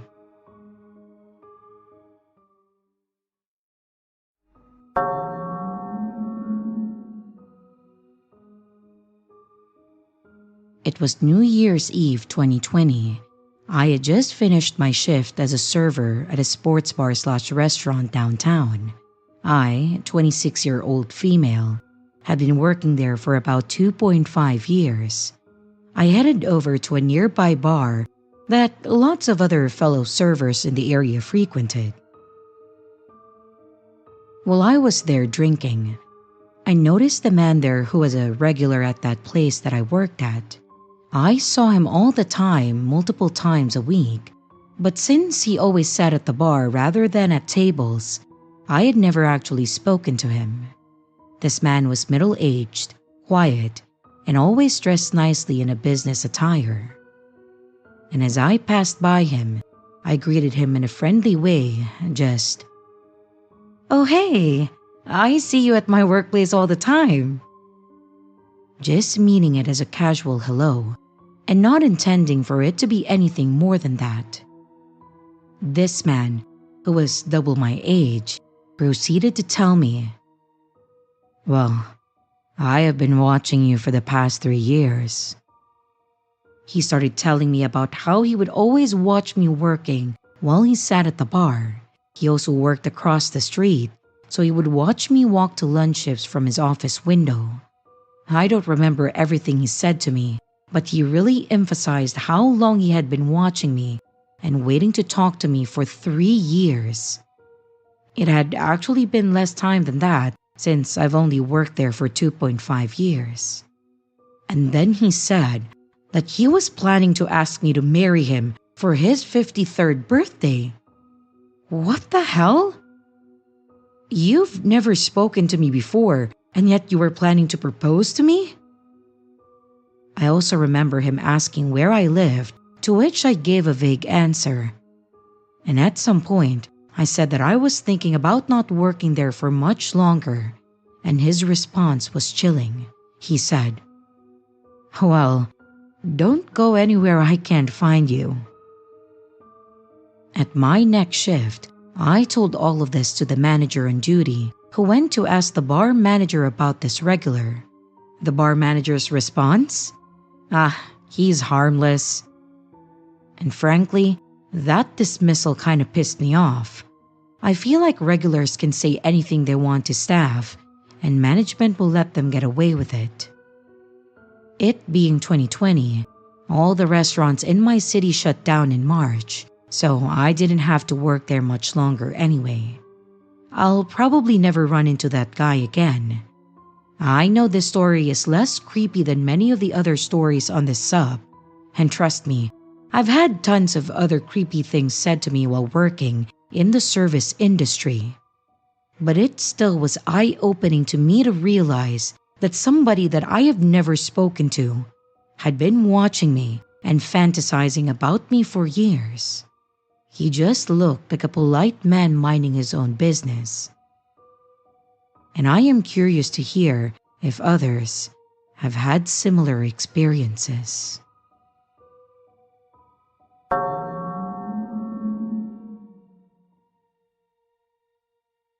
At the place I used to live in, I moved out a month ago, partly due to how unsettled I felt since this happened in December. Our door was on an alleyway that ran between two perpendicular named streets. Halfway between parallel named streets, we would park on one of the perpendicular streets and then walk the half block to our door. There's multiple houses on the alleyway and a line of houses between our house and the parallel street on the same side of the alleyway as our place. This information is all important. I was walking from my car to my house at around 8 p.m., so it was dark, there were no streetlights on the alley, and I was climbing the 3 steps that led to the door when someone starts calling to me from behind me. I live with 2 other girls, and all of us mid-20s, and we share many friends. I hadn't seen my roommates' cars on the street, so I assumed that it was someone I knew based on the way they were calling to me, and they had beaten my roommates getting to our place. I turned around and go, "Hi," and start trying to figure out who this man is. I'm not understanding what he's saying, and soon realize that he's speaking Spanish. Once he gets near the 3 steps, I can see him because the porch lights is on, and also realize that I have no idea who he was. I keep saying, "Como te llamas?" and I'm telling him to go away and back up and pointing away. But he then climbs the steps and gets within 6 inches of me, repeating himself. I tell him that I have a knife, a puny one that's more like a 1/2-inch long box cutter, and I pull it out to show him. I used to have pepper spray on my keys, but it had been taken by TSA a couple of months prior, and I never got around to buying a new one. He keeps repeating himself, swaying as he stood there, and I progressively get louder and louder, pointing at him and pointing away, saying "go," and he will say "no sé," and then keep asking my name. Since my roommates are gone and I don't want him trying to follow me inside, I then push past him to hop off the doorstep and walk around my house and up the driveway of my neighbors that live on the parallel street that's the same side of the alleyway as my house. I am nearly running at this point. I get to the townhouses and I bang on 2 doors that share steps leading down to them to increase my odds of someone answering. And then he follows me. I'm crying and I'm hysterical at this point, and he starts saying "lo siento" while I'm alternating between screaming at him to leave and banging on the doors saying, "Please help me. I'm your neighbor behind you. You'll recognize me. This man is really scaring me. Please, please, please, I'm begging you." It takes a few minutes, but I hear a man inside one of the townhouses say, I'm coming." He goes to his 2nd floor balcony that's right above his front door. And then he looks at me, and then he recognizes me. He sees the man that's following me standing behind me and yells, "What the fuck are you doing? Get out of here!" And the creep just keeps saying, "Lo siento," and never leaves. After what felt like an eternity, my neighbor then opens his doors and yells at the man to leave some more, while I rush inside, drop my bag, and break down sobbing and hyperventilating even harder on his couch. My neighbor then closes and locks the door, and we hear the creep walk up to his door and then lean on it and keep speaking Spanish through it to us. My neighbor then calls the cops for me since I can barely speak, and his wife comes down to see what's going on. As does his very friendly husky, who lays his head on my lap, barks at the creep through the door, and then comes back to huddle up against me. His wife talks to me and gets me water, and the cops show up minutes later because they had been around the corner responding to a different call from another woman that I live close by about the same guy. And the cops this time take him into their custody. I have the video of him walking up my steps to be inches away from me from our Ring camera, and unfortunately, obsessively watched it afterwards. I went on a mental health leave for a few days from work, and my parents both sobbed from fear of what may have happened. I don't remember the last time that I saw my dad cry, and I thank God for my neighbors.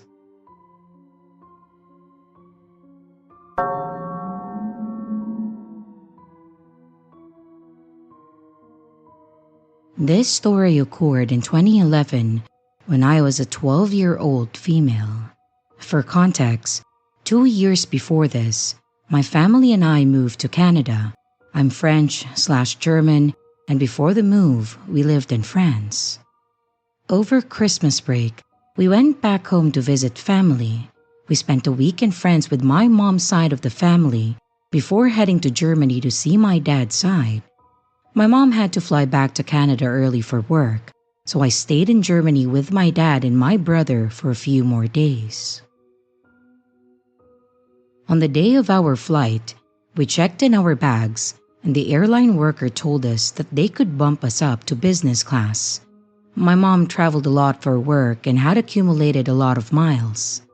This is the only time that this has ever happened to me, and unfortunately, my one-time business class experience was ruined by a creep. We got on the plane, and since we got upgraded at the last minute, we were not seated together. The seats are all much more separated than in economy, but this is just to say that we were somewhat further apart from each other on the plane. I was sitting further back from my dad and brother, closer to the economy section. About an hour into the flight, the pilot announced over the intercom that several bathrooms on the plane were out of order. In a classic case of bathroom anxiety, I got up to use the toilet just in case. I went to the nearest working toilet, which was shared with economy. 2 people were ahead of me in line, so I stood near the wall on the economy side of the hallway. That's when I noticed the man staring at me from a few rows down. The most striking details I remember about him were his thick black glasses and long droopy facial features. He reminded me of a younger Woody Allen. I was a shy kid, and I was always particularly scared of adult men. I don't know why, so I just quickly looked away. A moment later, he got up and then walked over. He asked if I was also waiting in line for the bathroom, and I nodded. And then, he asked if I was sitting in economy. Being a naive 12-year-old and a bit of a dumbass, I pointed toward my seat in business class. By this point, the people ahead of me had already gone in, and I was next in line. That's when he leaned closer and told me that he had a trick for spying on people in airplane bathrooms. I didn't know how to react, so I gave an awkward laugh and I stayed quiet. I don't remember exactly what he said, but he was fiddling with the occupied sign and told me that he knew how to lift it to look inside. While he was talking, he had this crooked smile on the edge of his lips, which widened when he told me that once it was my turn, he would be able to see what I was doing. And before I could process what he had said, I heard the toilet flush. The person inside left and the strange man made a "go on in" kind of gesture with his arms. I locked the door and I just stood there, wondering if he was actually able to see me. My bathroom anxiety took over, and I went to use the toilet anyway, all the while staring at the lock to see if it moved, and thankfully nothing happened. When I stepped outside, he was standing there, way too close to the door, and then winked at me. I rushed back to my seat, put on my headphones, and continued watching my movie, trying to shake off this strange encounter. But I felt something was wrong in my gut. I wasn't able to articulate it, let alone recognize it, as feeling scared and violated, even though I'm pretty sure he had no actual way of peeping on me. After some time, I started to feel better. I was excited when dinner was served. I expected business class meals to be a 4-star gourmet cuisine. I was wrong. But after dinner, the cabin went into sleep mode, meaning that the lights were dimmed and most passengers either watched movies or slept. I was beginning to doze off when I felt a tap on my shoulder. I looked up to find the toilet creep smiling at me. He told me that he was a photographer and that he thought that I had a beautiful frame. He said that he would love to take some pictures of me, and I just sat there in fear and confusion. Thankfully, at that moment, my dad decided to go check on me, and he found a stranger talking to his 12-year-old daughter. The guy saw me look at my dad, and before my dad could say anything, started trying to bullshit him. He told my dad that he was a talent scout for a modeling agency and pulled out a business card to prove that he was legit. My dad didn't buy any of it and told the toilet creep to leave me alone or that he would call a flight attendant. After the guy left, I told my dad what happened. We then switched seats in case the man decided to come back out, and even after switching, I was still on edge. For the next hour, I just sat there. No music, no movie, no games. I just stared ahead, and every once in a while, I turned back to where my dad was sitting to make sure that the man hadn't tried to come back.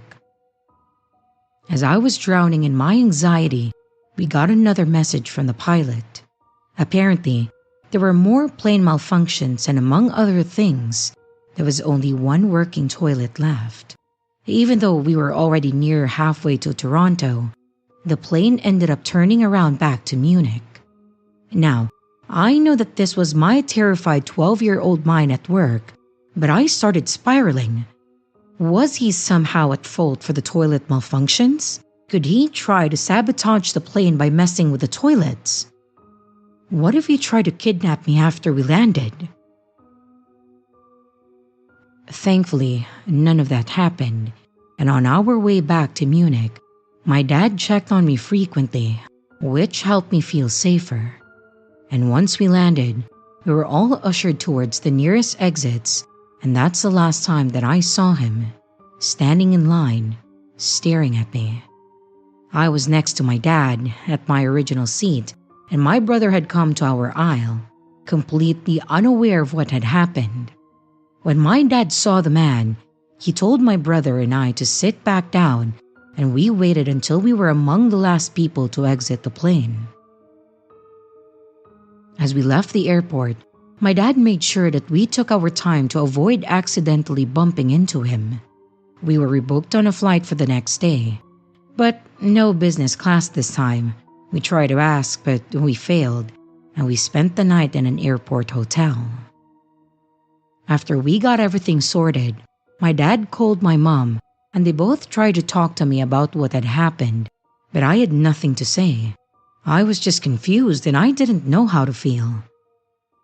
I now know that this situation was threatening and that my gut feeling was correct. But at that time, and for years afterwards, I wondered if I had misunderstood the situation and I was just dealing with a harmless idiot.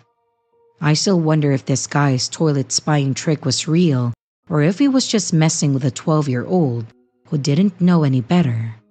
And I don't want to imagine what could have happened if my dad hadn't been there. So, toilet creep, let's never meet again.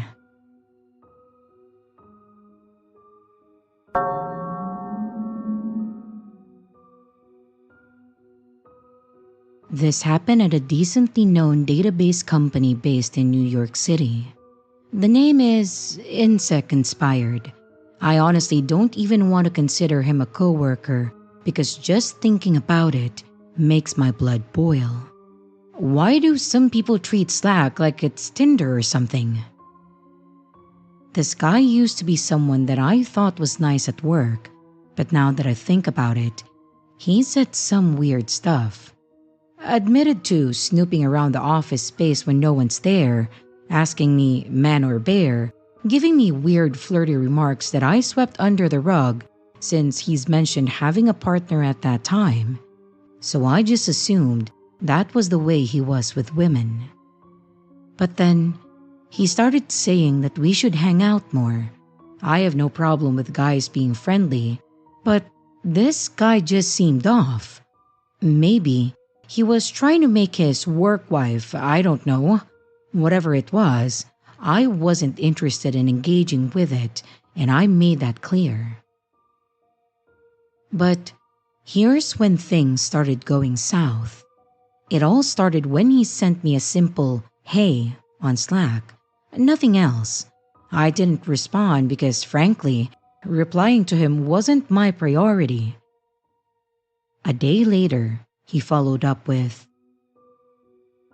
"Hey, I don't know what I did wrong, but I feel like you're avoiding me. If you don't want to talk to me, just say so, and I won't try to talk to you again." This was on Slack, by the way. I thought that this is an extreme reaction to someone not responding to a single message. But I kept it professional and I replied that I wasn't interested in personal conversations and I preferred to keep things strictly work-related. He agreed, so I assumed that that was the end of it. A week later, he followed me out to the train station and started harassing me, repeatedly trying to force a conversation, even though I had already made it clear that I was not interested at all. I had to cross 5 different streets just to get away from him, and he still wouldn't stop chasing me and bothering me. I reported him to HR, and they put him on a final warning. Well, HR did get some stuff under control, like notifying security, moving his desk, and etc. I've noticed that he's starting to use the same stairwell as me, and I actually ran into him a few days ago. He was so close to me in that enclosed space. He had the nerve to try and intimidate me by making direct eye contact, and I almost had a panic attack. This is starting recently. I don't think it's a coincidence, since he sits all the way across the room and the stairwell is nowhere near close to him. There's multiple entrances closer to him. Should I report him to HR again? Or do you all think that they'll dismiss this as a coincidence?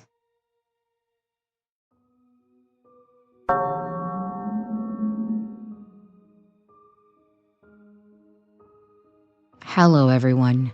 This is a bit embarrassing to say, but I think I may have had a stalker for a brief period. It was nothing crazy, but thinking back, I bumped into her too many times to just be pure coincidence. So I'm writing this here to see what everyone else thinks. So I, a 27-year-old male, work at a nightclub as a bartender. I've been working here for a few years at this point, so getting hit on by drunk girls was nothing new to me. But this time, it was different. I was wiping down the table when a lone woman approached, which is a bit of a concern. I'm not complaining or anything, but when there is a woman on her own, I tend to be a bit more on guard.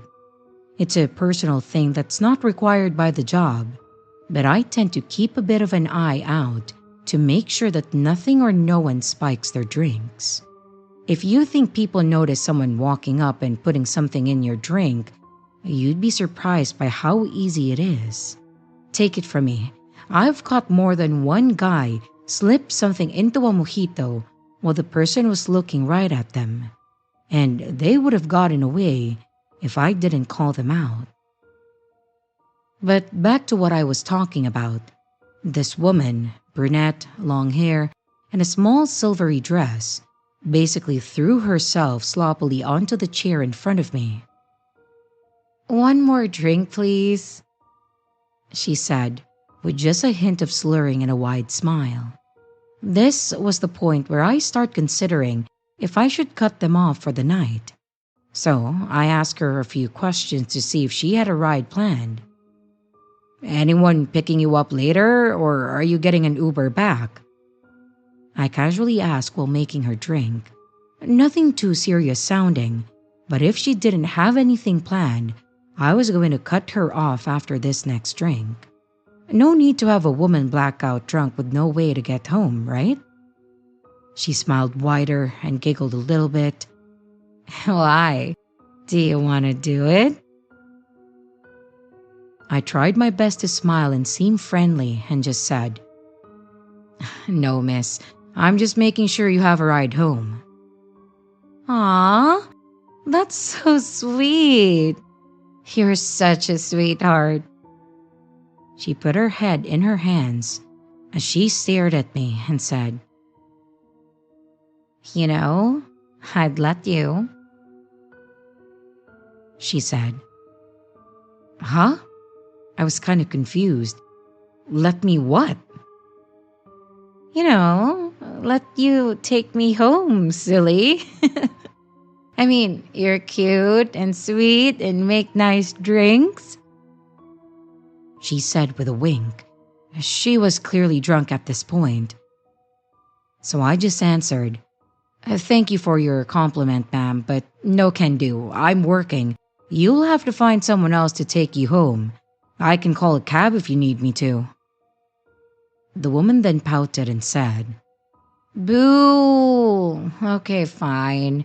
But at least let me get your number. You can come over when you're not on the clock," she said.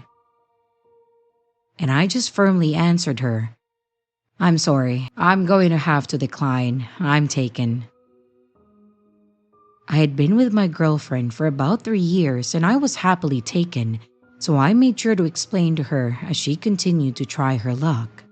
And while it was flattering, I'm not one to cheat. I love my girlfriend and I would never do anything to hurt her. She kept whining and said, "Come on. It really isn't that big of a deal. You work in a nightclub. Things happen," she said, winking at me again. What's that supposed to mean? My answer is no. "Ma'am, I'm going to have to ask you to leave. You've clearly had too much to drink." And with that, I signaled to one of the other workers to call a cab for her and let them sort it out. The woman pays for her tab and then reluctantly goes when her cab arrives. But as I collect the money she left on the counter, I notice a napkin beside it with the words, "When you change your mind," and written on it along with a phone number, both sloppily written on the sheet. Naturally, I threw it away when I finished my shift. I came home that night with a great story for my girlfriend. We share everything with each other, so of course, I shared what happened with her. She took it pretty well, except for when I told her that she wasn't fazed by me being in a relationship and called her trashy, as well as a few other descriptions that I would rather not repeat. A few days later, the entire incident was out of my mind and I'm just grocery shopping. It's the weekend and ground beef was on sale, so I made sure to pick up some, as well as some fruits and potatoes. While I was looking at some bell peppers, well, guess who I see in the aisle beside mine pushing a cart? It was the drunk girl from a few nights ago. Our eyes locked for a second before I instantly break eye contact and I resumed what I was doing. I assumed she didn't recognize me because of how pissed drunk she was that night, but after peeking for a second, I can see that she was staring holes into the back of my head. I just moved on with my shopping, trying to ignore her, but it felt as though she was following me at the distance, just far enough away to not make things obvious. But she was staring at me the entire time, so it was still pretty obvious. Eventually, feeling awkward under the weight of her gaze, I just finished up my shopping and quickly checked out and went to my car. As I was putting the groceries in the trunk, however, Little Miss Drunk walked by the other side of the lane with her phone out. I saw the distinct light of the camera flash, but before I could do or say anything to her, she scurried into her car and then drove off. Great. Not sure why she was snapping a pic of me, but my girlfriend would be hearing all about this when I get home. 2 weeks passed before my next encounter with her. Me and my girlfriend went to go see a local band perform before I had to go to work that night. We weren't die-hard fans or anything, but we enjoyed their covers, and the food at the place they were performing was an added bonus. My girlfriend told me that she was going to the bathroom while I shoved more nachos into my mouth, just enjoying the music, when someone suddenly sits next to me. And guess who sits down beside me? Did you guess the crazy girl? Well, you'd be correct. At this point, I was just shocked to see her there. I stared at her wide-eyed, not sure what to say or do with the cheese-covered hands and mouth half agape. "You didn't call," she said, with an amused look on her face. "Are you following me?" was all I could get out before I heard the most terrifying thing that anyone could ever hear. The sound of their significant other, clearly pissed off. "And who is this?" she asked, staring daggers at both me and her new object of hatred. "Amy," she said, holding out her hand. My girlfriend stared at it for just long enough to make it awkward, and then asked a different question. "Why are you sitting here?" Amy, the clearly insane woman with zero fear of death, responded with, "Just enjoying what this place has to offer," giving me a sultry look. I went pale and gave the biggest help me eyes to my girlfriend. She understood the assignment and then started her assault. "Well, that's my seat, and as a matter of fact, my man. Now, move." With her tone and facial expressions, it didn't take long until Amy was walking out the door. And sitting down, her ire turned to me expectantly. That's when I informed her that this was the girl who threw herself at me drunk one night and then followed me around the grocery store a different day. She seemed to understand that I was satisfied with my answer, so I got to spend the rest of the date in peace while we occasionally talked about her. However, after our date was when things got out of hand. I had to go to work, and everything was fine at the first half. I had just gone on a break and then went over to the staff room when I heard a knock on the door. I thought that it was odd, since everyone had a key, so there would be no need to knock. But on the off chance that someone misplaced theirs or forgot about it, I just got up and opened the door. Well, big mistake, because the second that I did, a familiar crazy brunette got her foot in the door, and upon seeing that it wasn't a staff member, I was confused, but seeing who it was genuinely scared me a little.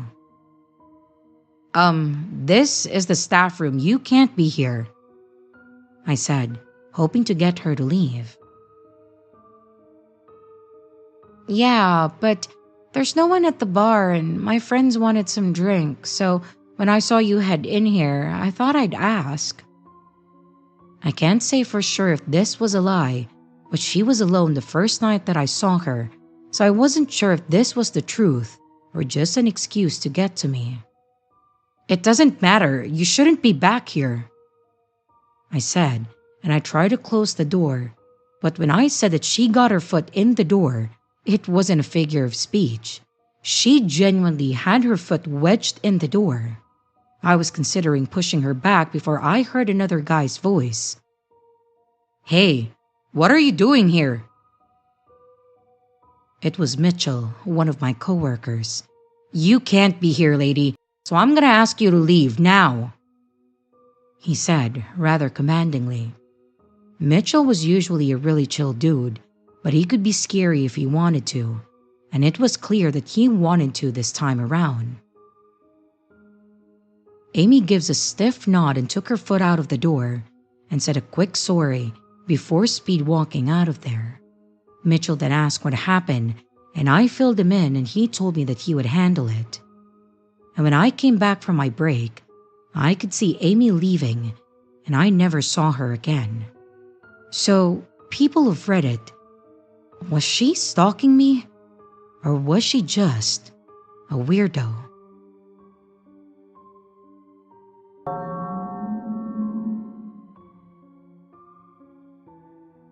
I, a 17-year-old female, and many other girls who went to my elementary school, look back and see how creepy one of our teachers was. I'll call him Mr. B, and from what I was told, he did the most with me.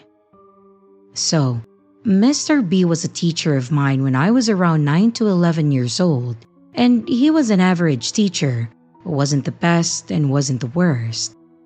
And later on, when I turned 12 to 13, I joined the volleyball and basketball teams. He was the coach for both, and here is when things started to pick up. One day during practice, he wanted to practice the bumping technique where you body check someone with your back. He called me from the back of the crowd and made me practice this on him from 3 different angles so others could see. I then started helping around the school with my friend. He would invite us to help him out during recess. I would move all of his work to sit next to us and would offer us donuts and treats when we were there. Then, the pet name started up. He would call us, "There are my beautiful girls." He would then tell me that I'm his lucky charm and needed to pet or play with my hair. When talking to us, his eyes would flicker either on my body or my face, but rarely in my eyes.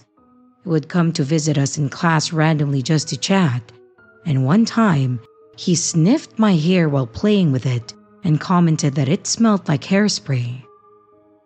For sports teams, he would let me join without letting me try out because he missed me on the team, and he says things like, "It's not the same without you. We need you." And to this day, I still see him because my friend's siblings are still in that school. I asked my friend if he comments on her or anything, and she said no, that he barely says anything to her.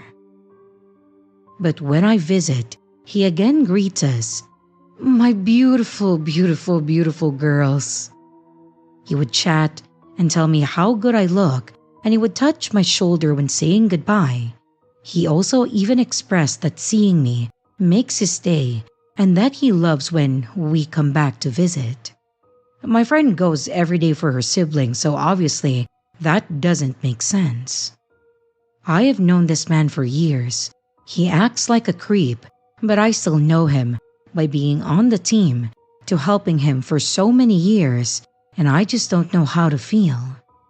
Is he just treating me differently due to all of those factors? Or is he a creep? I just feel very creeped out when I think about it.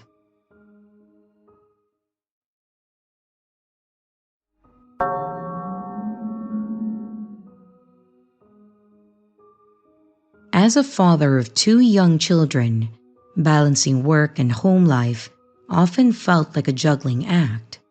My wife and I both held demanding jobs, that required a lot of our time and energy. Our kids, so young, full of life and curiosity, needed care and attention that we sometimes struggled to provide without a little help. That's why we decided a sitter or nanny could be the perfect solution. We needed someone that we could trust, someone reliable to keep an eye on the kids and help manage the household task when we were both tied up or when we needed a break. And that's where Emma came in. Emma was recommended by a trusted friend of ours. We were told that she was known for her knack with kids and her responsible nature. She was in her mid-20s with an easy smile and a calm demeanor that instantly put us at ease. At first, her presence was a relief. She seemed like the perfect fit, great with the kids, always punctual, and willing to stay late when we needed her.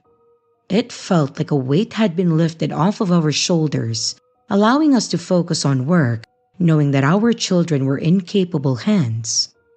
Plus, it gave us the chance to enjoy the occasional date night, a luxury that we hadn't indulged in for quite some time. For a while, everything went smoothly. Emma was so efficient, and she seemed genuinely interested in helping our family. She took the kids to their activities, helped with their homework, and even managed a few household chores.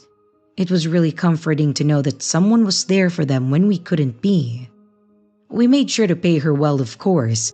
We wanted her to know that her work was appreciated. But then, I started noticing little things that didn't sit right with me. Returning home from a short work trip, I found our bedroom slightly rearranged. A photo of my wife and me was moved from its usual spot, from the bedside table, onto the top of a drawer, and it was flipped down. My clothes seemed shuffled around too.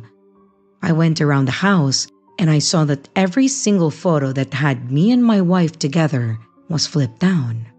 I asked my wife about it, and she said that she didn't change anything or know what I was talking about, and said that maybe it was the sitter trying to clean, and that she just forgot to put it back the way it was. So I just shrugged it off as her attempt to tidy up. Though it did leave me feeling slightly uneasy. Emma then began staying longer than necessary. Even when her duties were done, she would sit in the living room, sharing stories and asking questions that felt a bit too personal, delving into me and my wife's marriage and our future plans. I figured she was just being friendly, but my wife started feeling uneasy too, picking up on cues that I initially missed.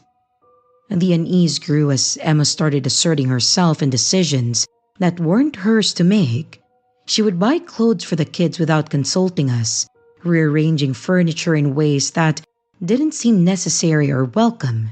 She began cooking meals unprompted, leaving us feeling as though our home was slowly being taken over by her influence. Even on our days off, when both my wife and I are at home to take care of our kids, she would suddenly drop by to say that she is there to help or that she forgot something. Multiple times we have told her that she didn't have to since both parents are home. She would smile, say okay, but really, her mouth is smiling, but I can definitely see something else in her eyes. It was unnerving and slightly annoying, to be honest. But it was a Saturday evening when things took a drastic turn. We were enjoying a rare quiet night at home when Emma showed up at our door again, unannounced and visibly distressed. It was really late, and my wife was immediately uneasy. She told Emma to go home and said that she wanted to enjoy a night just with the family and no one else, and no strangers, she said. I could tell that my wife was just over the whole thing and didn't care about pretenses. But Emma became upset, and she said that she wanted to speak with me. So I agreed to speak with Emma in the living room, trying to maintain calm, just to get things done and over with. But the conversation with Emma quickly veered into troubling territory. She spoke about feeling like she was part of our family, that she belonged, expressing sentiments that made it clear that she had developed an unhealthy attachment to both me and the kids. She accused my wife of not appreciating me enough. Her words were laced with a dangerous mix of admiration and also delusion. My jaw was just on the floor. I did not expect this. I have not once showed Emma any interest, and I have never even been in a room with Emma without my wife. What is this woman talking about? Where is she getting these ideas? But before I could fully grasp the situation, Emma then rushed into the kitchen, and my heart raced as I followed, seeing her grab a knife. The next moments were a blur of fear and adrenaline. To summarize what happened next, she lunged towards my wife with the knife in her hands, and without thinking, I moved swiftly to restrain her, wresting the knife from her grip while my wife called the police. She looked rabid, and she kept screaming that this was her family and that my wife was taking it away from her. I actually was scared of her at that moment. Everything seemed surreal as the authorities arrived, taking control of the chaos and escorting Emma away. The realization that someone we had trusted harbored such dangerous intentions was chilling. Emma was charged and later sentenced.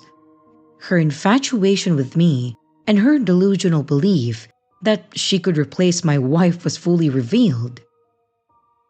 In the aftermath, we reevaluated our approach to childcare.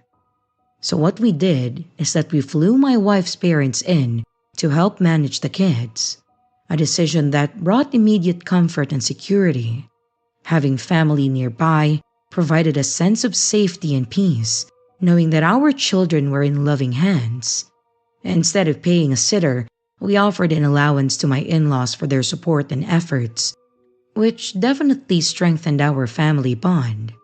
And before anyone else says anything, yes, we offered the money ourselves. They didn't ask for it. They even tried to give it back.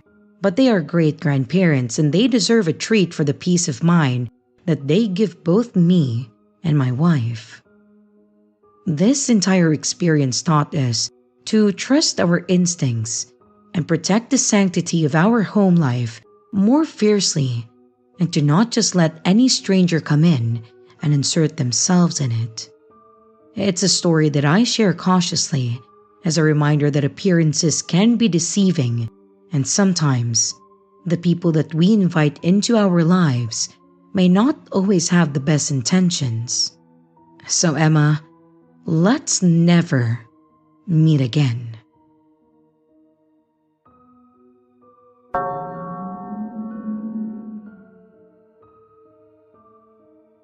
Sarah and I were best friends when we were kids.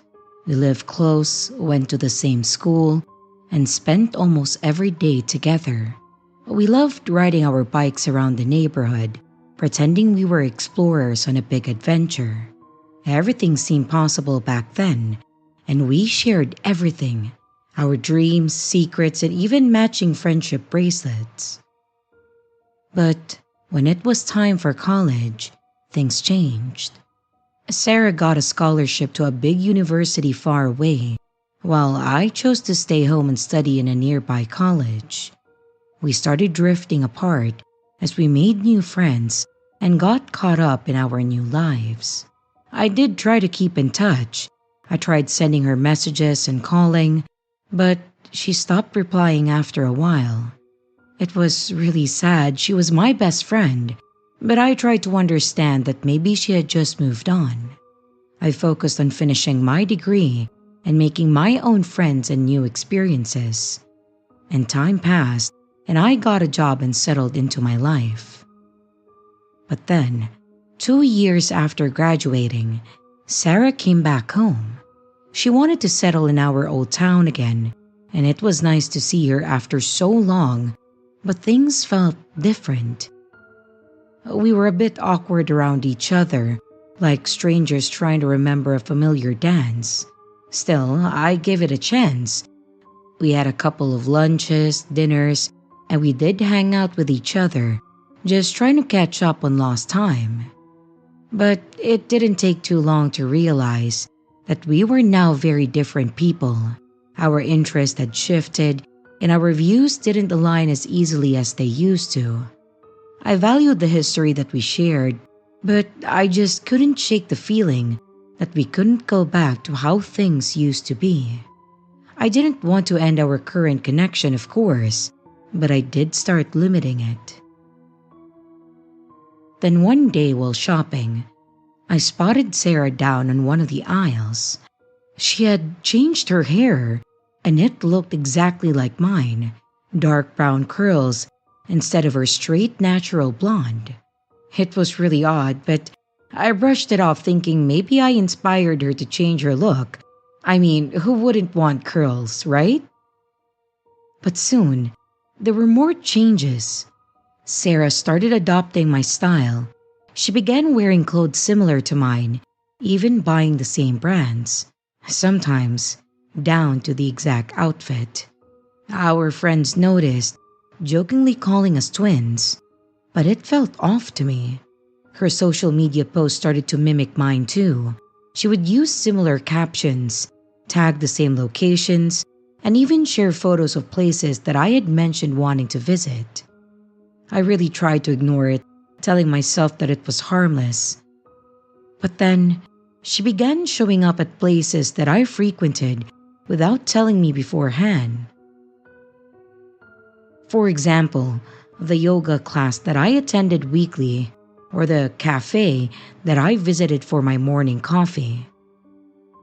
These all sound that they could be coincidences, but the yoga class and the cafe were all a distance away from her. There were other cafes and gyms that offered yoga classes closer to her house, but she chose the exact same ones that I go to. I felt like she was trying to fit into my world, but not in a way that felt natural or comfortable. Well, a fit may not exactly be the right word. Replace me? Maybe. I'm not sure. The most unsettling moment came when she tried to get a job at my workplace. I went into work one day and I saw her sitting in the waiting area. I asked her what she was doing there, and she said that she was waiting for her second round of interviews. It was so unexpected and somewhat disturbing. I started to wonder if she was trying to live my life instead of her own. I realized that Sarah's attempts to reconnect weren't just about rekindling an old friendship. It felt like she was trying to become me, or at least mold herself to match the life that I had built. It was both flattering and alarming. But I had had enough, and I made a decision to confront her about it. So I sent her a text and asked her if we could meet that coming Saturday for lunch, and she replied yes. Saturday came, and I met up with Sarah in a little restaurant in our area.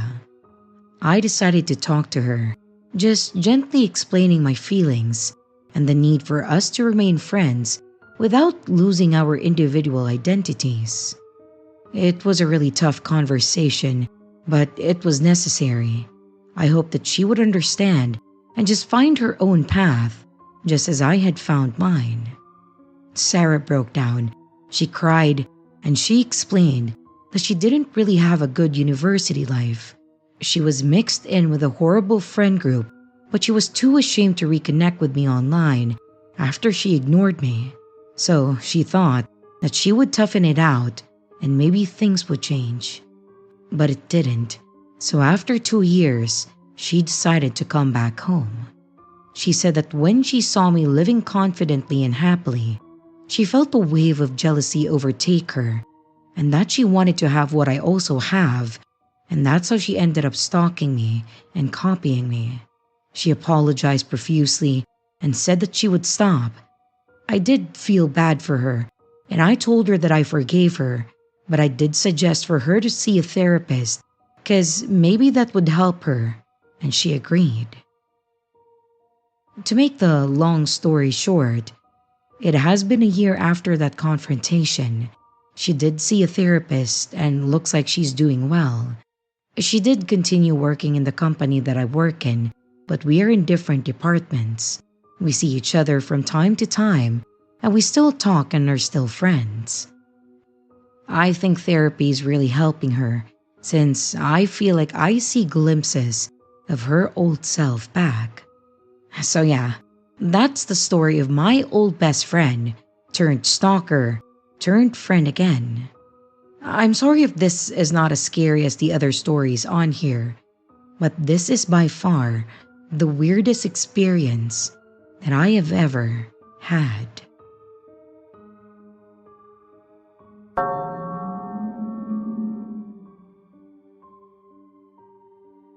So this happened 3 years ago.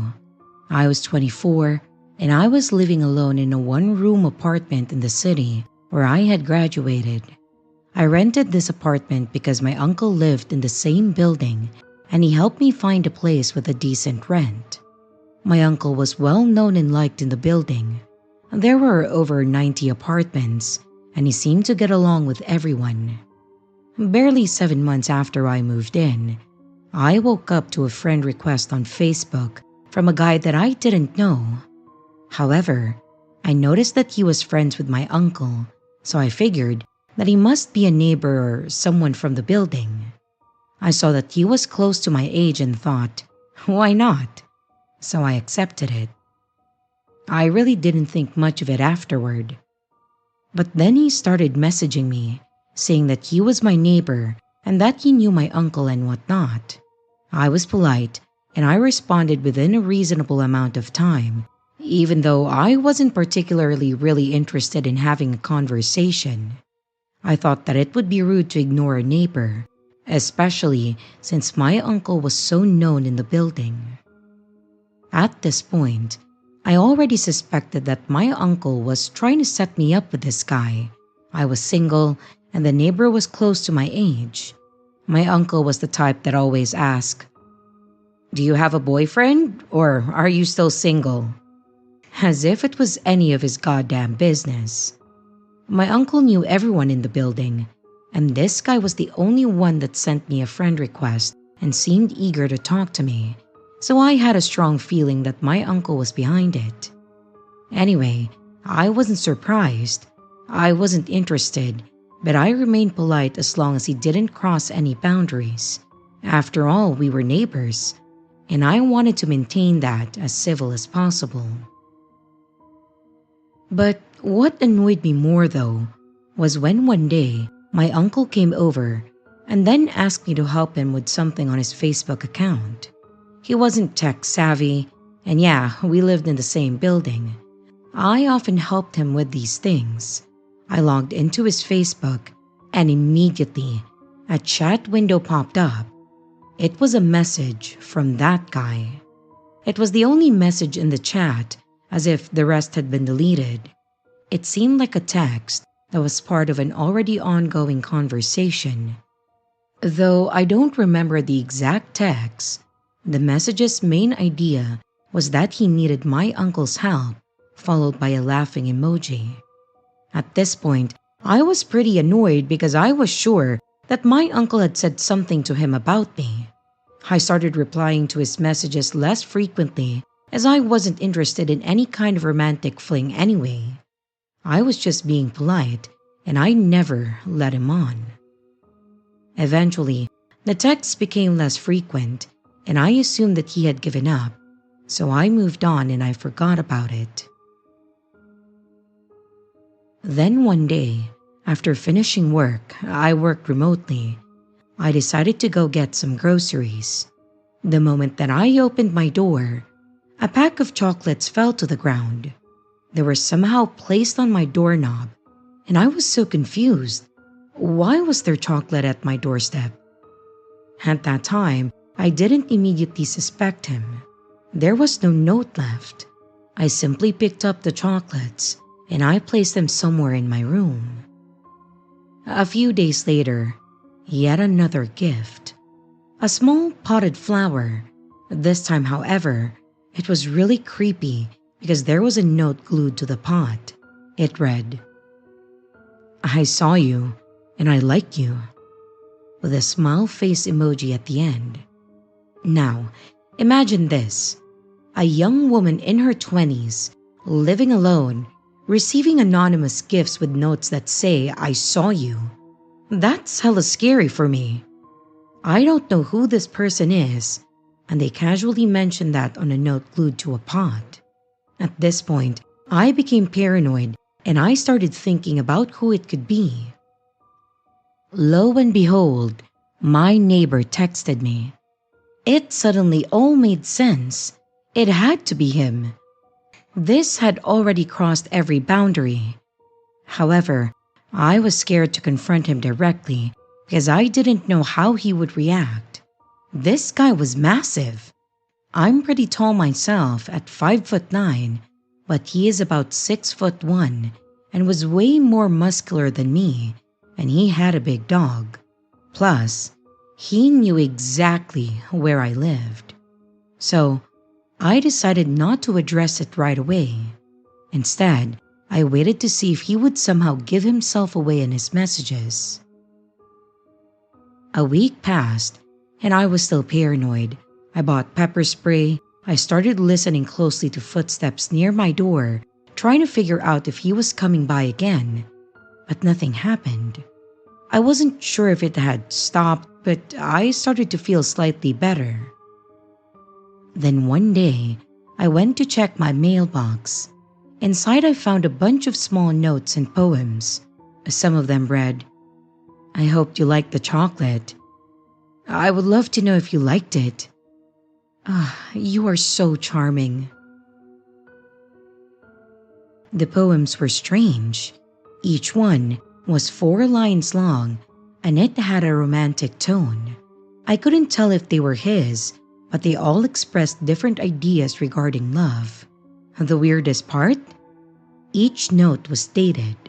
For example, one was labeled November 1st, 2021, and I had one every day of the month.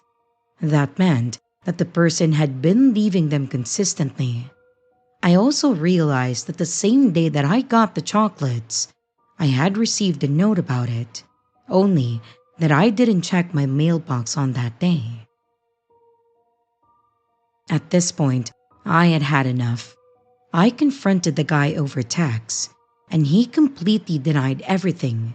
He said that he liked me and my style and just wanted to get to know me. He acted offended, asking why I would accuse him of something like that. And no matter what proof I provided, he denied it all. At one point, I even started to gaslight myself thinking, what if it really wasn't him? What if I was just being mean for no reason? And I felt guilty. But then, after I called him out, everything stopped. The gifts, the notes, the poems, nothing. And the guy never texted me again.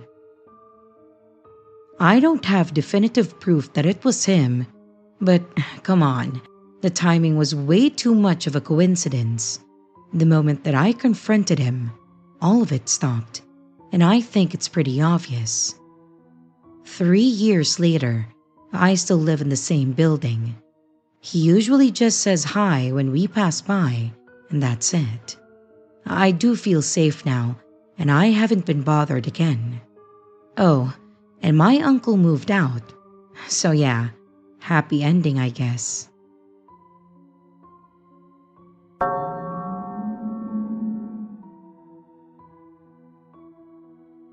Hi, let's just say that my name is Jen. I don't want anyone tracing this story back to me. I'm a female and I'm 26. I want to share a disturbing experience that I have in hopes that it will help me feel a bit lighter inside. Feel free to let me know about what you think or if you have any similar experiences. Everything at my work seemed pretty straightforward. I was just another employee trying to make my way up the ladder. I was focused on doing my best and hoping that it would lead me to something bigger.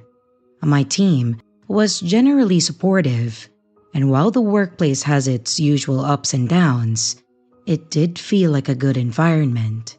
I know, it sounds very vague, but again, I don't want this to be traced back to me, so I'm sorry for that. Everything at work was doing fine until it wasn't. A guy named Mark happened. Let's just call him that. He joined a few months after I did. Maybe 5 to 6 months, I'm not sure. But at first, it seemed like we made a good team. We worked on a couple of projects together and everything went smoothly. I thought we had a decent professional rapport. Though we didn't socialize much outside of work, it was all business, and that was fine with me. But things started to change though when I got a promotion. It wasn't a big leap, just a small pay increase with a small title that, to be honest, really didn't mean much to the company. But for me, it was a step forward, and I was thrilled. It meant a lot more responsibility though, but also recognition for my hard work. I didn't think much of it until I noticed Mark's behavior starting to shift. He started becoming more distant, his attitude changed, and it seemed like he was avoiding me in meetings and during some task. If we ever did get to speak with each other, he always had a scowl on his face, or he would give snarky comments. At first, I brushed it off, figuring that he was just dealing with his own issues. But then, small unsettling things began happening at work. Documents that I needed would go missing, files would be improperly organized, and tasks that I'd never seen before would just show up on my schedule as overdue. It was all minor, but the frequency of these issues made them hard to ignore. I then started to hear whispers from coworkers mentioning things that painted me in a less than flattering light. Rumors about me taking credit for other people's work or being difficult to cooperate with. It was like a wave of negativity washed over the workplace without any warning, and I was at the center of it. I just couldn't understand what was going on and why this was happening to me. But I had a strong feeling that someone was trying to sabotage me. Trying to pinpoint the source was tricky though, but my gut told me that Mark was involved. I caught glimpses of him watching me. It was that feeling you get when someone's eyes are on you, even though they try to hide it. The few interactions that we had were tense, and there was an edge to his words, a subtle undercurrent of resentment. The situation at work grew strained, and I found myself second-guessing everything, constantly on edge, fearing another misstep would fuel the whisper campaign further. My productivity slipped, and I began to dread heading into the office, worrying over what fresh chaos awaited me. I was seriously feeling miserable.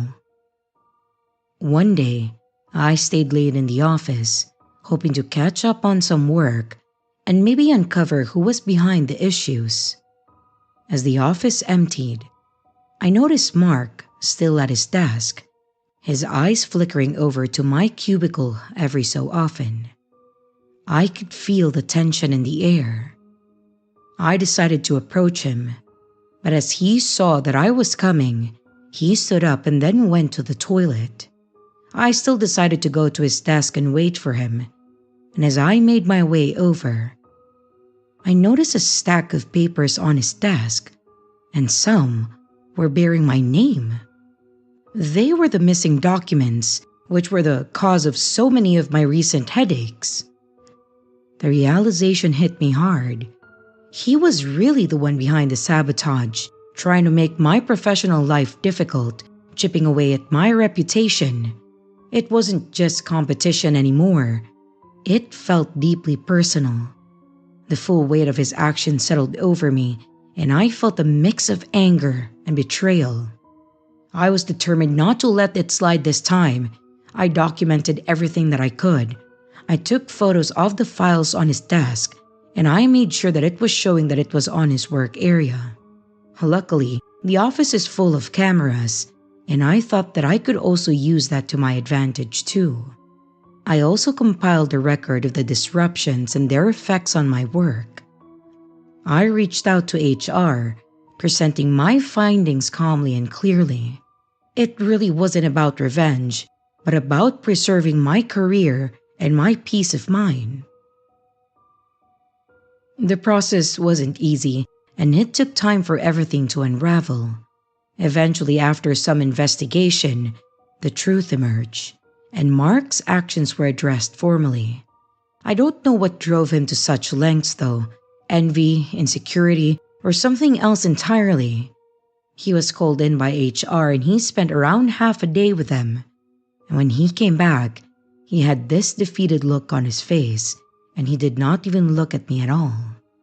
As much as I wanted for Mark to get fired, I know, but he was not fired. I was just told that he was written up and given a stern warning that if he does it again, he will be removed from the company. I do think that that gave him a wake-up call to not try something else. After that, my work slowly returned to normal, the gossip slowly ceased, and I haven't had missing files or documents, though I did still remain vigilant all throughout.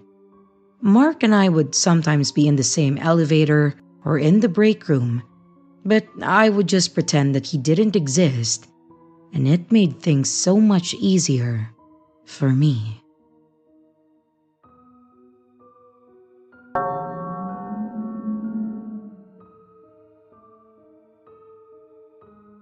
Back in August of 2021, I was a freshman at Queens College, which is in New York City. I am currently a senior, and I will graduate in the spring with a degree in film studies. For your information, I live in Chicago, and I only go home during week-long breaks. Well, backtracking from where I first started, orientation day came and I had butterflies in my stomach. I wasn't too sure if I would fit in or make any friends there. I thought maybe I was just overthinking it. And during orientation day, I met up with all the kids in my major, and they all seemed like approachable peers. Only this one guy, though, caught my attention more than the rest of them. His name was Dylan. I could tell when we first met that he was a very weird guy, and he was also pretty cringy. He said the most random things and he would try to make others laugh, but he failed too. He probably was just a huge film and television nerd and just had that kind of personality. Sadly, I wish that this was the case, but it wasn't. Days, or should I say weeks, went by, and this Dylan kid would get more annoying each day. He would keep saying the most random things out of the blue. I don't know what his deal was, but I just wanted him to shut up for once. But there were also some positive things that had happened though. For instance, about every freshman, including me, who was studying film studies, all formed into a friend group. But Dylan was also in it. We didn't really invite him to join, as he pretty much just invited himself in. Nobody in the friend group really saw him as a friend, and we all pretty much just tolerated him. He kept getting on everyone's nerves, as he was just spewing nonsense that only he wanted to talk about. One night, I met up with 3 friends in the friend group for dinner at the college's cafeteria. Their names are Alex and Eric, who were men, and Mary Kate, who is a woman. We talked about a few topics at the table. One topic that was talked about was Dylan. We all complained about how we couldn't stand him and his weird creature-like behavior. But when Mary Kate spoke, she said something about Dylan that sent shivers down my spine. She informed us that he had been following girls around campus to their rooms. She also said that the majority of the students in the college think that Dylan is a psychopath. They probably think this because the girls who Dylan had followed probably told other people, and it was most likely spread around the campus. My ears just couldn't believe what it was hearing. The days kept passing by, and Dylan was still being his usual oddball self. One day at lunch, he sat down at the table where we were sitting because there was an open chair. I let out a small sigh and I muttered under my breath, "Here we go again." He sat down and then started to babble on and on about how people were giving him creeped out looks. I wonder why. I said this to him in my head. Believe it or not, he was still talking about stuff that sounded like personal problems. We just all ignored him and his goofiness. But then out of nowhere, he then asked us in a firm tone, "Why are you all acting like children and ignoring me?" This reached the boiling point for me. I decided that I have had enough of this idiot and I will have the balls to tell him off. I don't know how I did it, but I snapped and then I said to him, "Listen, I don't know what you want from us, but none of us want to talk to you, and I think you know why. You're so annoying. You butt into our conversations and then bring up random topics that are not even being talked about. Do you also ever just shut the hell up? Like, seriously, dude. Just leave us the hell alone and fuck off." I did not predict what he would do next, but that's a given. I saw him get up from his chair, which was 2 seats away from me, and then rushed at me and then grabbed his hands around my neck, and I felt myself starting to choke. He then said to me in an angry and loud voice, "What is wrong with your tiny human brain?" I heard the whole cafeteria go silent and slightly saw everyone's faces looking at me as I was grasping and breathing for air. This happened for only 5 seconds until I felt the grip of his hands release from my neck as I saw about 5 to 6 men pull him off of me and hold him down at the table right next to the one that we were sitting at. I heard one of the guys say to him, "You are not going anywhere until we get security to escort you out." The pain in my neck was really kicking in at that moment. My friends Peter and Mark came over to me and asked me if I was all right. I told them that we needed to report this to the Dean of Students. We walked over to the Dean's office, and as we were walking, we saw a security guard officer running into the cafeteria. Some faculty member must have rang him over. We got to the office, and we saw that she was typing something on her computer. She probably wasn't busy, but I knocked on the door anyway. She opened the door and we saw her eyes open wide, like she had just seen a ghost. I could tell that she wanted to say a bunch of curse words, but she kept her cool and asked all 3 of us what happened. I simply told her that I got assaulted.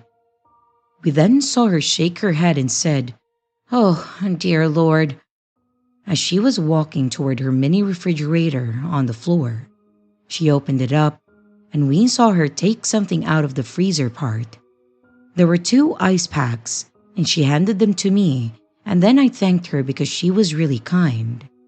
Next, she told us to have a seat and to give us a report about it. I told her everything that she had to know, and Peter and Mark being my witnesses. After that, we went over to the security control room, and as we walked in, we saw 2 guards working behind the CCTV, reviewing the surveillance footage of the moment Dylan started choking me, and then when the guys who were sitting at a different table got him off of me and then restrained him on a table. The dean then asked the guards who were across the room, "So you guys already know what happened?" And one of the guards replied back with, "Yes, we saw everything unfold through the camera footage." We were in that room for some time, and after we finished, the dean told me that she will keep me notified about Dylan and if he gets suspended or something. I then thanked her for her time, and I went back to my dorm room for the rest of the day. The next morning, I woke up and checked my school email like I always do. It's the first thing that I do when I wake up. I then saw that I had a new unread email from Dylan. I sighed and I said, "Oh no." I opened it up, and the subject was simply put as apology letter, and it read out, "Hey, I just wanted to say how truly sorry I am for what I did to you. I went too far and I let my emotions get the best of me. Do you want to be friends again?" I was intrigued reading this, but not in a good way. I can tell that his apology was not genuine because who would ask someone if they wanted to be friends again in an apology letter? I decided right then and there that I will not respond back to his email. There was also no way in hell that I would forgive him. The rest of the day went on, and quite a bit of people would come up to me and ask if I was okay. I told them that I was better than yesterday, and my neck is in less pain. I also was wearing some bandages on where my marks were. Having a lot of people coming up to me and asking questions about yesterday did stress me out a little bit, but on the bright side, they did seem very caring. A few days went by, and then one day, I got an email from the Dean of Students, and the email was about how Dylan had been expelled from this college for his actions. I was really happy to hear this. The administration definitely did a superb job of handling this, and it also seeked closure for me. I want to say that this is where the story ends, but unfortunately, it doesn't, and it gets even scarier. It was still the same year, and it was now Thanksgiving break. I went back home to Chicago, and one night at around 9:30 or 10, I was in my bedroom, and I suddenly heard a knock at my window. This was extremely unusual. Never in my life have I ever gotten a knock at my window, and even worse, it was beyond inappropriate at this time of night. I was really nosy to see who it was. I walked to the window, pulled the shade up, and who I saw made me feel like I needed to leave this country. It was none other than Dylan, and as soon as I saw him, I pulled the shades down and I ran to get my parents. I saw them sitting in the living room, and I told them in a very fast speed of voice what I just saw and who I saw. They didn't seem to believe me, but my mother said that she will check with me. We got back to the room and then went to the window. I stood right next to my mother when she pulled up the shade. Dylan was gone and nowhere in sight. She told me, "You see? Look, nothing is there. You're probably just paranoid, and I get that." And I said back to her, "Yeah, you're probably right. It might just be my mind playing tricks on me." She then walked out of the room and then shut the door. I kept thinking that whole night that if it was really him, or was I just hearing or seeing things? Or if it was real, how was he able to get all the way to Chicago if he lived in New York? Which he told all of the film students, by the way. It just didn't seem right at all. I had a very hard time going to sleep that night and the days following. And to this day, I still wonder if it was really Dylan outside of my window, or was it my brain just messing with me? You guys can be the judge.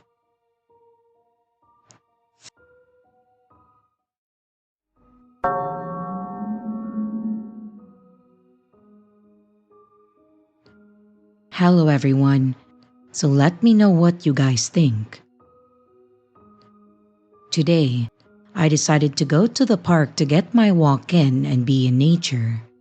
As I am pulling into the parking lot, there's a lot of cars, and as I'm parking, this guy walks in front of my car, so I stop for a moment to let him walk.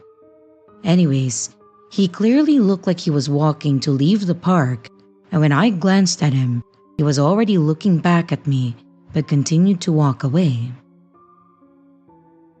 As I get out of my car, I'm walking towards the other way to a more secluded area by the park because I like to go sit in front of the lake where there's benches and clear my thoughts. As I'm walking there, I'm looking back to see if anyone is behind me, and there was no one. But as soon as I reach the bench and I sit down, I see the creepy guy from earlier that was leaving, walking up to me. I was in shock because that means he must have been following me while hiding, and this man and me were the only ones in that side of the park. I told myself don't panic. He comes up to me with a shaky voice and starts saying do I want a dream catcher because he can make me one out of this car wheel metal circle that he was holding in his hands, but he still wouldn't sit down. So I try to get him to engage more in conversation, and I ask him questions because in my head, like if I panic and try to run away, he might get violent because I don't know his intentions. He asked me for my number and I gave it to him because I was scared that he would take no as a way to harm me since there was no one else around on that side of the park.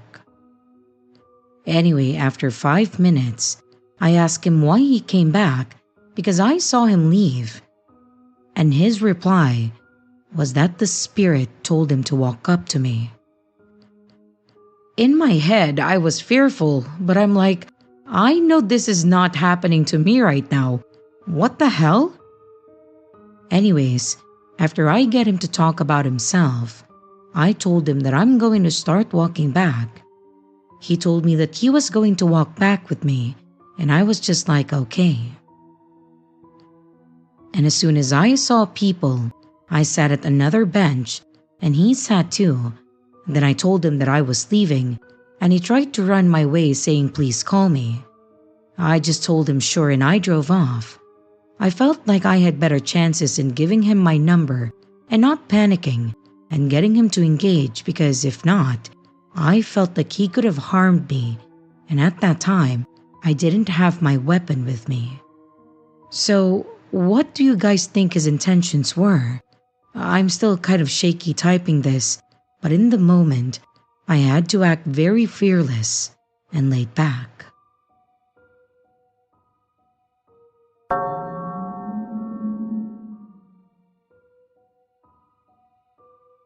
My town has had an increase in crime in the past decade.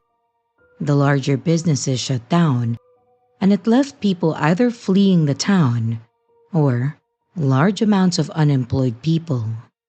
Unfortunately, there weren't enough social services to protect us. It started out as mostly non-violent crimes, break-ins, stolen cars, and a lot of shoplifting. And gradually, it turned into muggings, violent home invasions, kidnappings, gang and drug-related crime too. The police were overwhelmed with the amount, and some were allegedly corrupt. You could see the change on the bars of the windows and increased security on the houses. People didn't stay outside like they used to, and kids would rush home, and no one willingly walked the street at night. It was just too dangerous. It was never a wealthy town, but this was crazy. My story isn't about this directly. However, you need the background story to understand where I'm coming from and why this was normalized. So, there was a talk about finding new ways to protect us. The people decided to become the night watch to take a stand.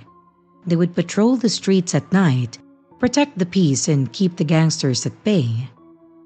Honestly, I never felt safer with them out there. Some were too old to do anything, and the others? They weren't the sort of people you want walking around with weapons, considering that some were known to be involved in the crime themselves. They would routinely knock on the door to check to see if everyone was alright inside. Most, I believe, had good intentions, but some, not so much. And I'll call this one Ernie. He knocked on the door and asked if my family was okay, and I said yes, and I thanked him and told him good night. But he came around every single damn night to ask us. It was annoying, but I just tolerated it. One night, as I was getting ready for bed, I noticed someone peeking through the curtains. I screamed, and the face suddenly moved away. For once, I was actually grateful that the watch group was nearby, and I told them what happened. And they looked around, but the creep had escaped. Proudly, they boasted about having driven them off. The next week, there were no issues. But every night, I made sure to close the curtains and the blinds to ensure that no one could see inside. But of course, the watch group knocked on the door to check in, and I noticed Ernie was there. One time, Ernie was hinting to wanting to come inside to double-check things if it was safe and to also come in for a drink. I told him that my kids and I were going to see their father tomorrow and I needed to be awake early for the long drive. Just a bit of context, my ex and I are divorced and I have 3 girls, all under 10. It was amicable. We were just different people and couldn't make it work, but he was still a friend.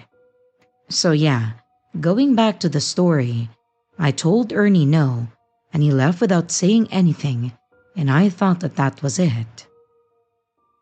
But some time later, I heard a knocking at the window, and then someone was trying to open it, but it wouldn't open.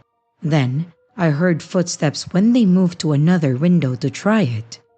My landlord hadn't really invested in bars on the windows, so I used a sturdy wooden stick in them to prevent them from being slid open, and thank God it worked.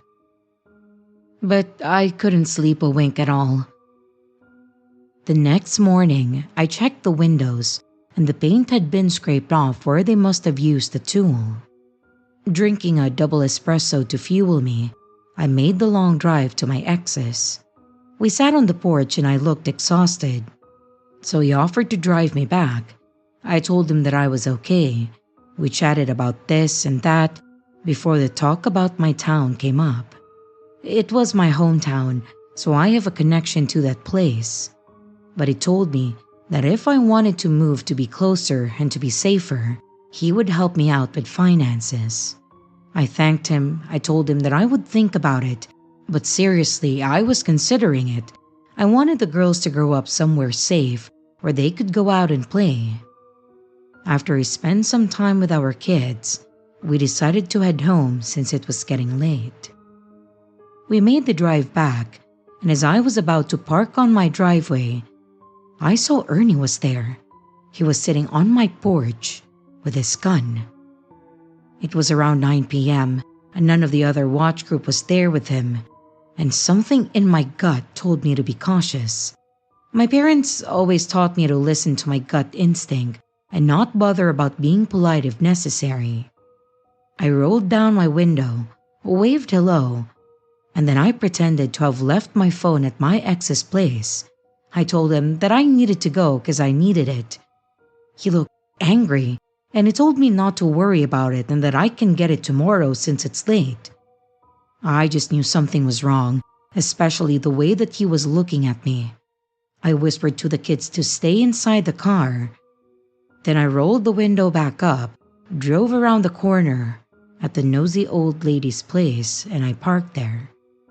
I knocked on her door. She let me in, and I told her what happened.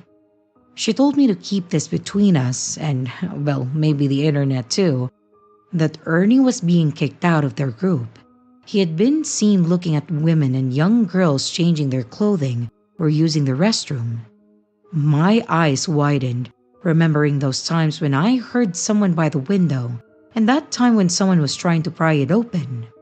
She said that he also seems to have some sort of fixation on me. That scared the hell out of me, not just for myself but for my kids too. I then thanked her for her time, called my ex up, and asked if we could stay for the night. He let us and I drove back the long way. I briefly told him what happened before I crashed on the bed. Long story short, Ernie was charged since there were multiple reports about him, and the guard or the watch group, whatever the hell it was disbanded for good. I don't know the situation there now because I ended up moving to my ex's boring suburb, but the kids are happy that we're closer to their dad and they're more free and safer. You never realize how much privilege you have when it is safe for you to go to the park and let your kids play.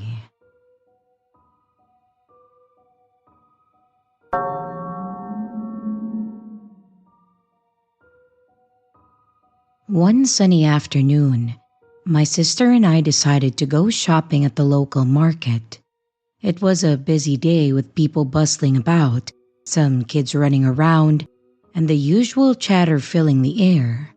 We were standing in one of the aisles checking out the fresh fruits and vegetables when I noticed a man walking past us.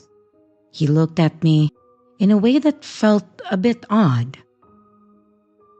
His gaze lingered a moment too long, but I just brushed it off thinking that it was just my imagination. We continued shopping, heading over to the bakery section to pick out some bread and some pastries. Yet, there he was again, standing a few feet away, watching me. I really tried to ignore him, convincing myself that it was nothing, just a coincidence. But as we moved to the dairy area, he was still there, keeping his eyes fixed on me with an intensity that started to make me uneasy. He had a stern look on his face, like he was upset or something. I whispered to my sister about what was happening, and she suggested that we walk around the store to see if he would keep following us. We meandered through different sections, just pretending to browse, but sure enough, he trailed behind us, maintaining that unsettling stare at me. My heart began to race a bit, anxiety bubbling in my chest. It felt surreal, like a scene out of one of those crime shows on TV, but it was happening in real life, right there in the middle of our small town market. When we finally finished shopping, I felt a mix of relief and lingering fear. We decided to inform one of the store employees about the man, and the staff member was helpful and kind, offering to walk us out to our car just to ensure that we felt safe. They apologized for the situation and promised to review the security footage to report the suspicious behavior to the local authorities. Well, I don't really know what happened to that, but I was never contacted by police. The encounter left me with a strange feeling, a reminder of how quickly an ordinary day can take a turn. It was unsettling to realize that such things could happen even in familiar places, but I think no one ever thinks that these things happen to them. It's supposed to be just the other people, right? I later tried to share this experience online, hoping to alert others to be cautious and more aware, but let's just say that I ran into some challenges. The post was flagged and taken down by the moderators, who accused me of spreading false information, which was kind of frustrating. All I wanted was to make sure others would be more vigilant about their surroundings, especially in places where they normally feel safe. So instead, I'm sharing it here. Please stay safe, everyone.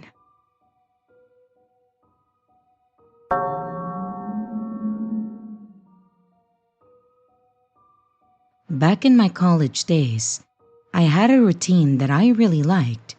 I would often go to this big library in the city to study, especially during exam time.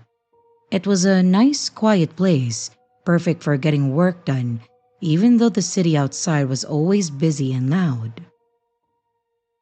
There was one day, just like any other, when I went to the library with a friend to study for exams.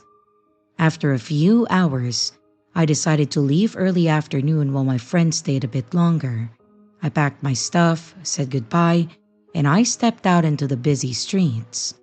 My mind was on my study notes and also what I would cook for dinner, so I didn't notice right away that someone was following me. Leaving the quiet library and stepping into the noisy city always felt a bit overwhelming, so I was distracted. But then I felt someone brush past me, closer than I liked, and I thought that it was just because the street was crowded. As I kept walking to the bus stop, I started feeling like someone was watching me. You know that feeling when you just sense it? To check without being too obvious, I took my phone and I pretended to look at messages, really just trying to see if someone was there. And sure enough, a man in his 40s was behind me. He looked odd with a limp and mismatched clothes, like a suit jacket with old sweatpants and worn-out shoes. His eyes were locked on me, and it felt unsettling. I told myself that it was probably nothing, just a coincidence. So, I switched my bag to my other shoulder, feeling a bit on guard. But then he moved closer, walking right next to me. Even though the street was busy, it felt like we were too close. Almost like we were meant to be walking together. My uneasiness turned into real discomfort. When I got to the bus stop, my bus had just left. So I had to decide quickly what to do. I didn't want to wait there with him nearby, so I started walking to the train station a few blocks away, hoping that he wouldn't follow. For a moment, I felt relieved when he kept walking straight and didn't cross with me. I texted my mom about the weird situation, feeling a bit better. But then, out of nowhere, he appeared again. He ran out of an alley and ended up right in front of me. It startled me, almost making me trip. He kept looking back at me every few seconds, like he was playing some strange game. I felt nervous, just trying to get to the station quickly. When we got close to the station, he stopped and then turned to talk to me. He mentioned seeing me at the library, acting like we had some kind of connection. I ignored him, hoping that he would just leave me alone. But he kept asking questions, like where I was going and what bus I was supposed to take. Even though there were people around, it felt like we were isolated, and his voice was all I could hear. I knew that I had to get away without making a scene, so instead of running, I went into a nearby cafe. I found a seat near a group of people, hoping that their presence would make him go away. And watching from the window, I saw him hang around outside for a bit before he eventually left. I stayed in the cafe for a while, calming down, before finally heading back to the train station when I was sure that he was gone. I got home safely, but I couldn't shake the feeling that he had watched me in the library for a long time before following me.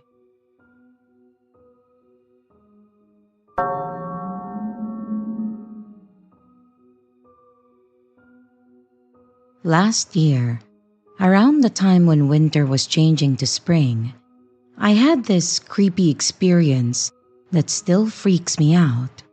It was a quiet Saturday night, about 1 a.m., and I was comfy on my couch. I was wrapped up in a TV series when suddenly I heard the wooden steps outside my door creak. I thought it was probably just a neighbor at first, but then I realized that it was too late for anyone to be coming and going like that. Curious and a bit worried, I muted the TV to listen better. The sound of the footsteps was clear, moving slowly toward my door. My heart did a little jump, and I just sat there, unsure of what to do. The footsteps stopped, and then I heard the door handle jiggle. Panic hit me because I was alone, and my neighbor wasn't home either. My apartment door has a half-glass window, which means You can't really see out unless you're right up close. The inside light was on, making it impossible for me to see outside, but whoever was outside could possibly see me, and I felt so exposed. In a hurry, I turned off the light, trying to see who was there, but as I did, I heard someone start banging on the door, really loud and frantic. It was scary, and each bang was matching my heartbeat. I backed away from the door, and thankfully, it seemed like whoever it was left too. I tried looking out of the window to see if I could spot them, but the way the building's set up, it blocked my view. I was feeling frustrated and scared, so I called the police. They showed up very quickly, but of course, the person who was banging on my door was no longer there. They still checked the place and then took my report. It felt safer with them there, but as soon as they left, the empty feeling and fear crept back in. After that night, I took steps to protect myself. I bought a can of wasp spray for each room, just in case, but the fear stuck with me day and night. Later, I got a security camera that connected to my phone, hoping that it would help me relax a bit. As months went by, life went back to normal. But then, little things started to bother me. Like every morning, I'd find my car's license plates bent at a weird angle. I would fix them and tell myself that it was nothing. My dad thought maybe the car wash was doing it, so I tried not to think too much about it. One day, I came home to find some strange items on my porch, a couple of crystal bowls and a flower pot with a golden retriever on it. At first, I thought my sister or grandma left them as a surprise, but neither of them had done it. I wondered if it could have been my mom. She usually leaves things at her own place though, and not mine. Plus, my camera was dead when this happened, which felt a bit too coincidental. But then it happened again. Another late Saturday night, just after 1 a.m., the banging on my door came back. The lights in the apartment were on, so whoever it was knew that I was home. My phone was across the room, out of reach, but I managed to message my sister from my laptop, and she called the cops for me. I watched them arrive and shine their flashlights around before I opened the door to talk to them. And after filing another report, I decided to sleep at my sister's place. I felt someone was messing with me intentionally, knowing exactly when to do it, like when my camera wasn't working. I just couldn't figure out why this was happening. I didn't have any enemies or old relationships that ended badly. Most of my social interactions were pretty new, just a few coworkers and family. But this whole thing reminded me of a stalker that I had years ago. A middle-aged guy who used to bother me until I got a restraining order. He had moved away, or so I thought. Whether these incidents are connected or just a series of weird things, I really can't say.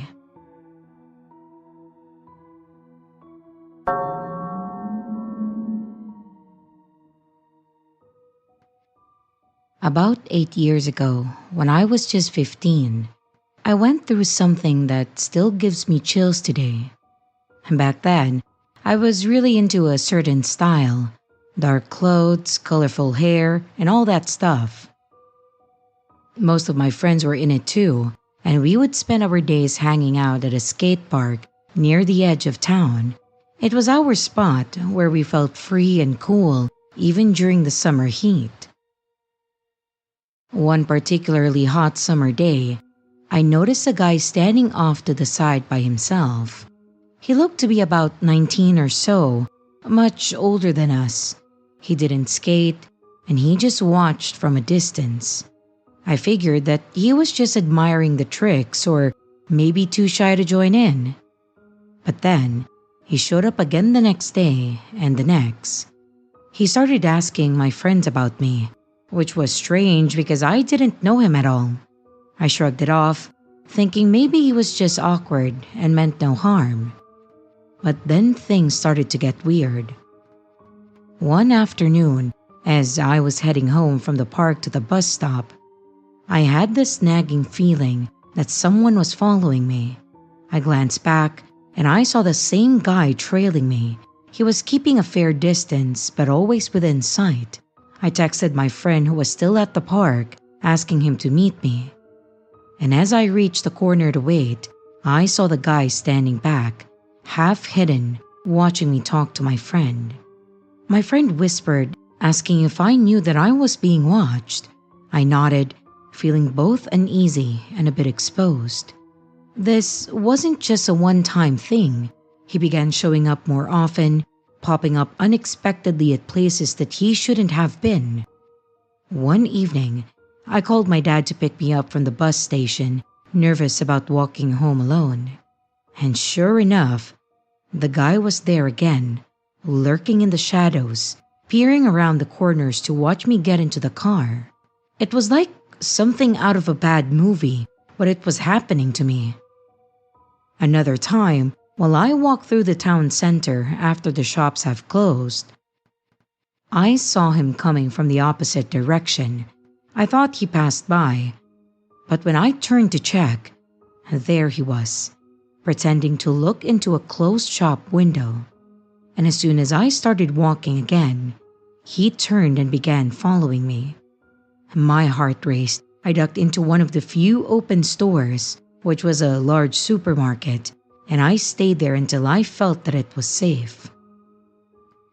The last time I saw him was the most intense. I had just gotten out of a late study session at the library, and I was rushing to catch the last bus. As I climbed on board and the door shut, I saw him running, trying to catch the bus before it pulled away. He was looking through the windows, clearly aiming for the driver to stop and let him on. And thankfully, the driver kept going, and as the bus picked up speed, I watched the guy fade into the distance. These encounters scared me enough that I stopped hanging out at the skate park together. I even drifted away from my friends, partly due to fear, and partly because I couldn't shake the feeling that this guy was fixated on me. As time passed, life went on, and I moved to a different part of town, with a new school, new friends, and a fresh start. The fear eventually faded, but the memories stayed with me. Those intense moments taught me to be more cautious. Now when I look back, I realize how lucky I was that nothing worse happened. And I just hope that that creepy guy at the skate park never found someone else to follow.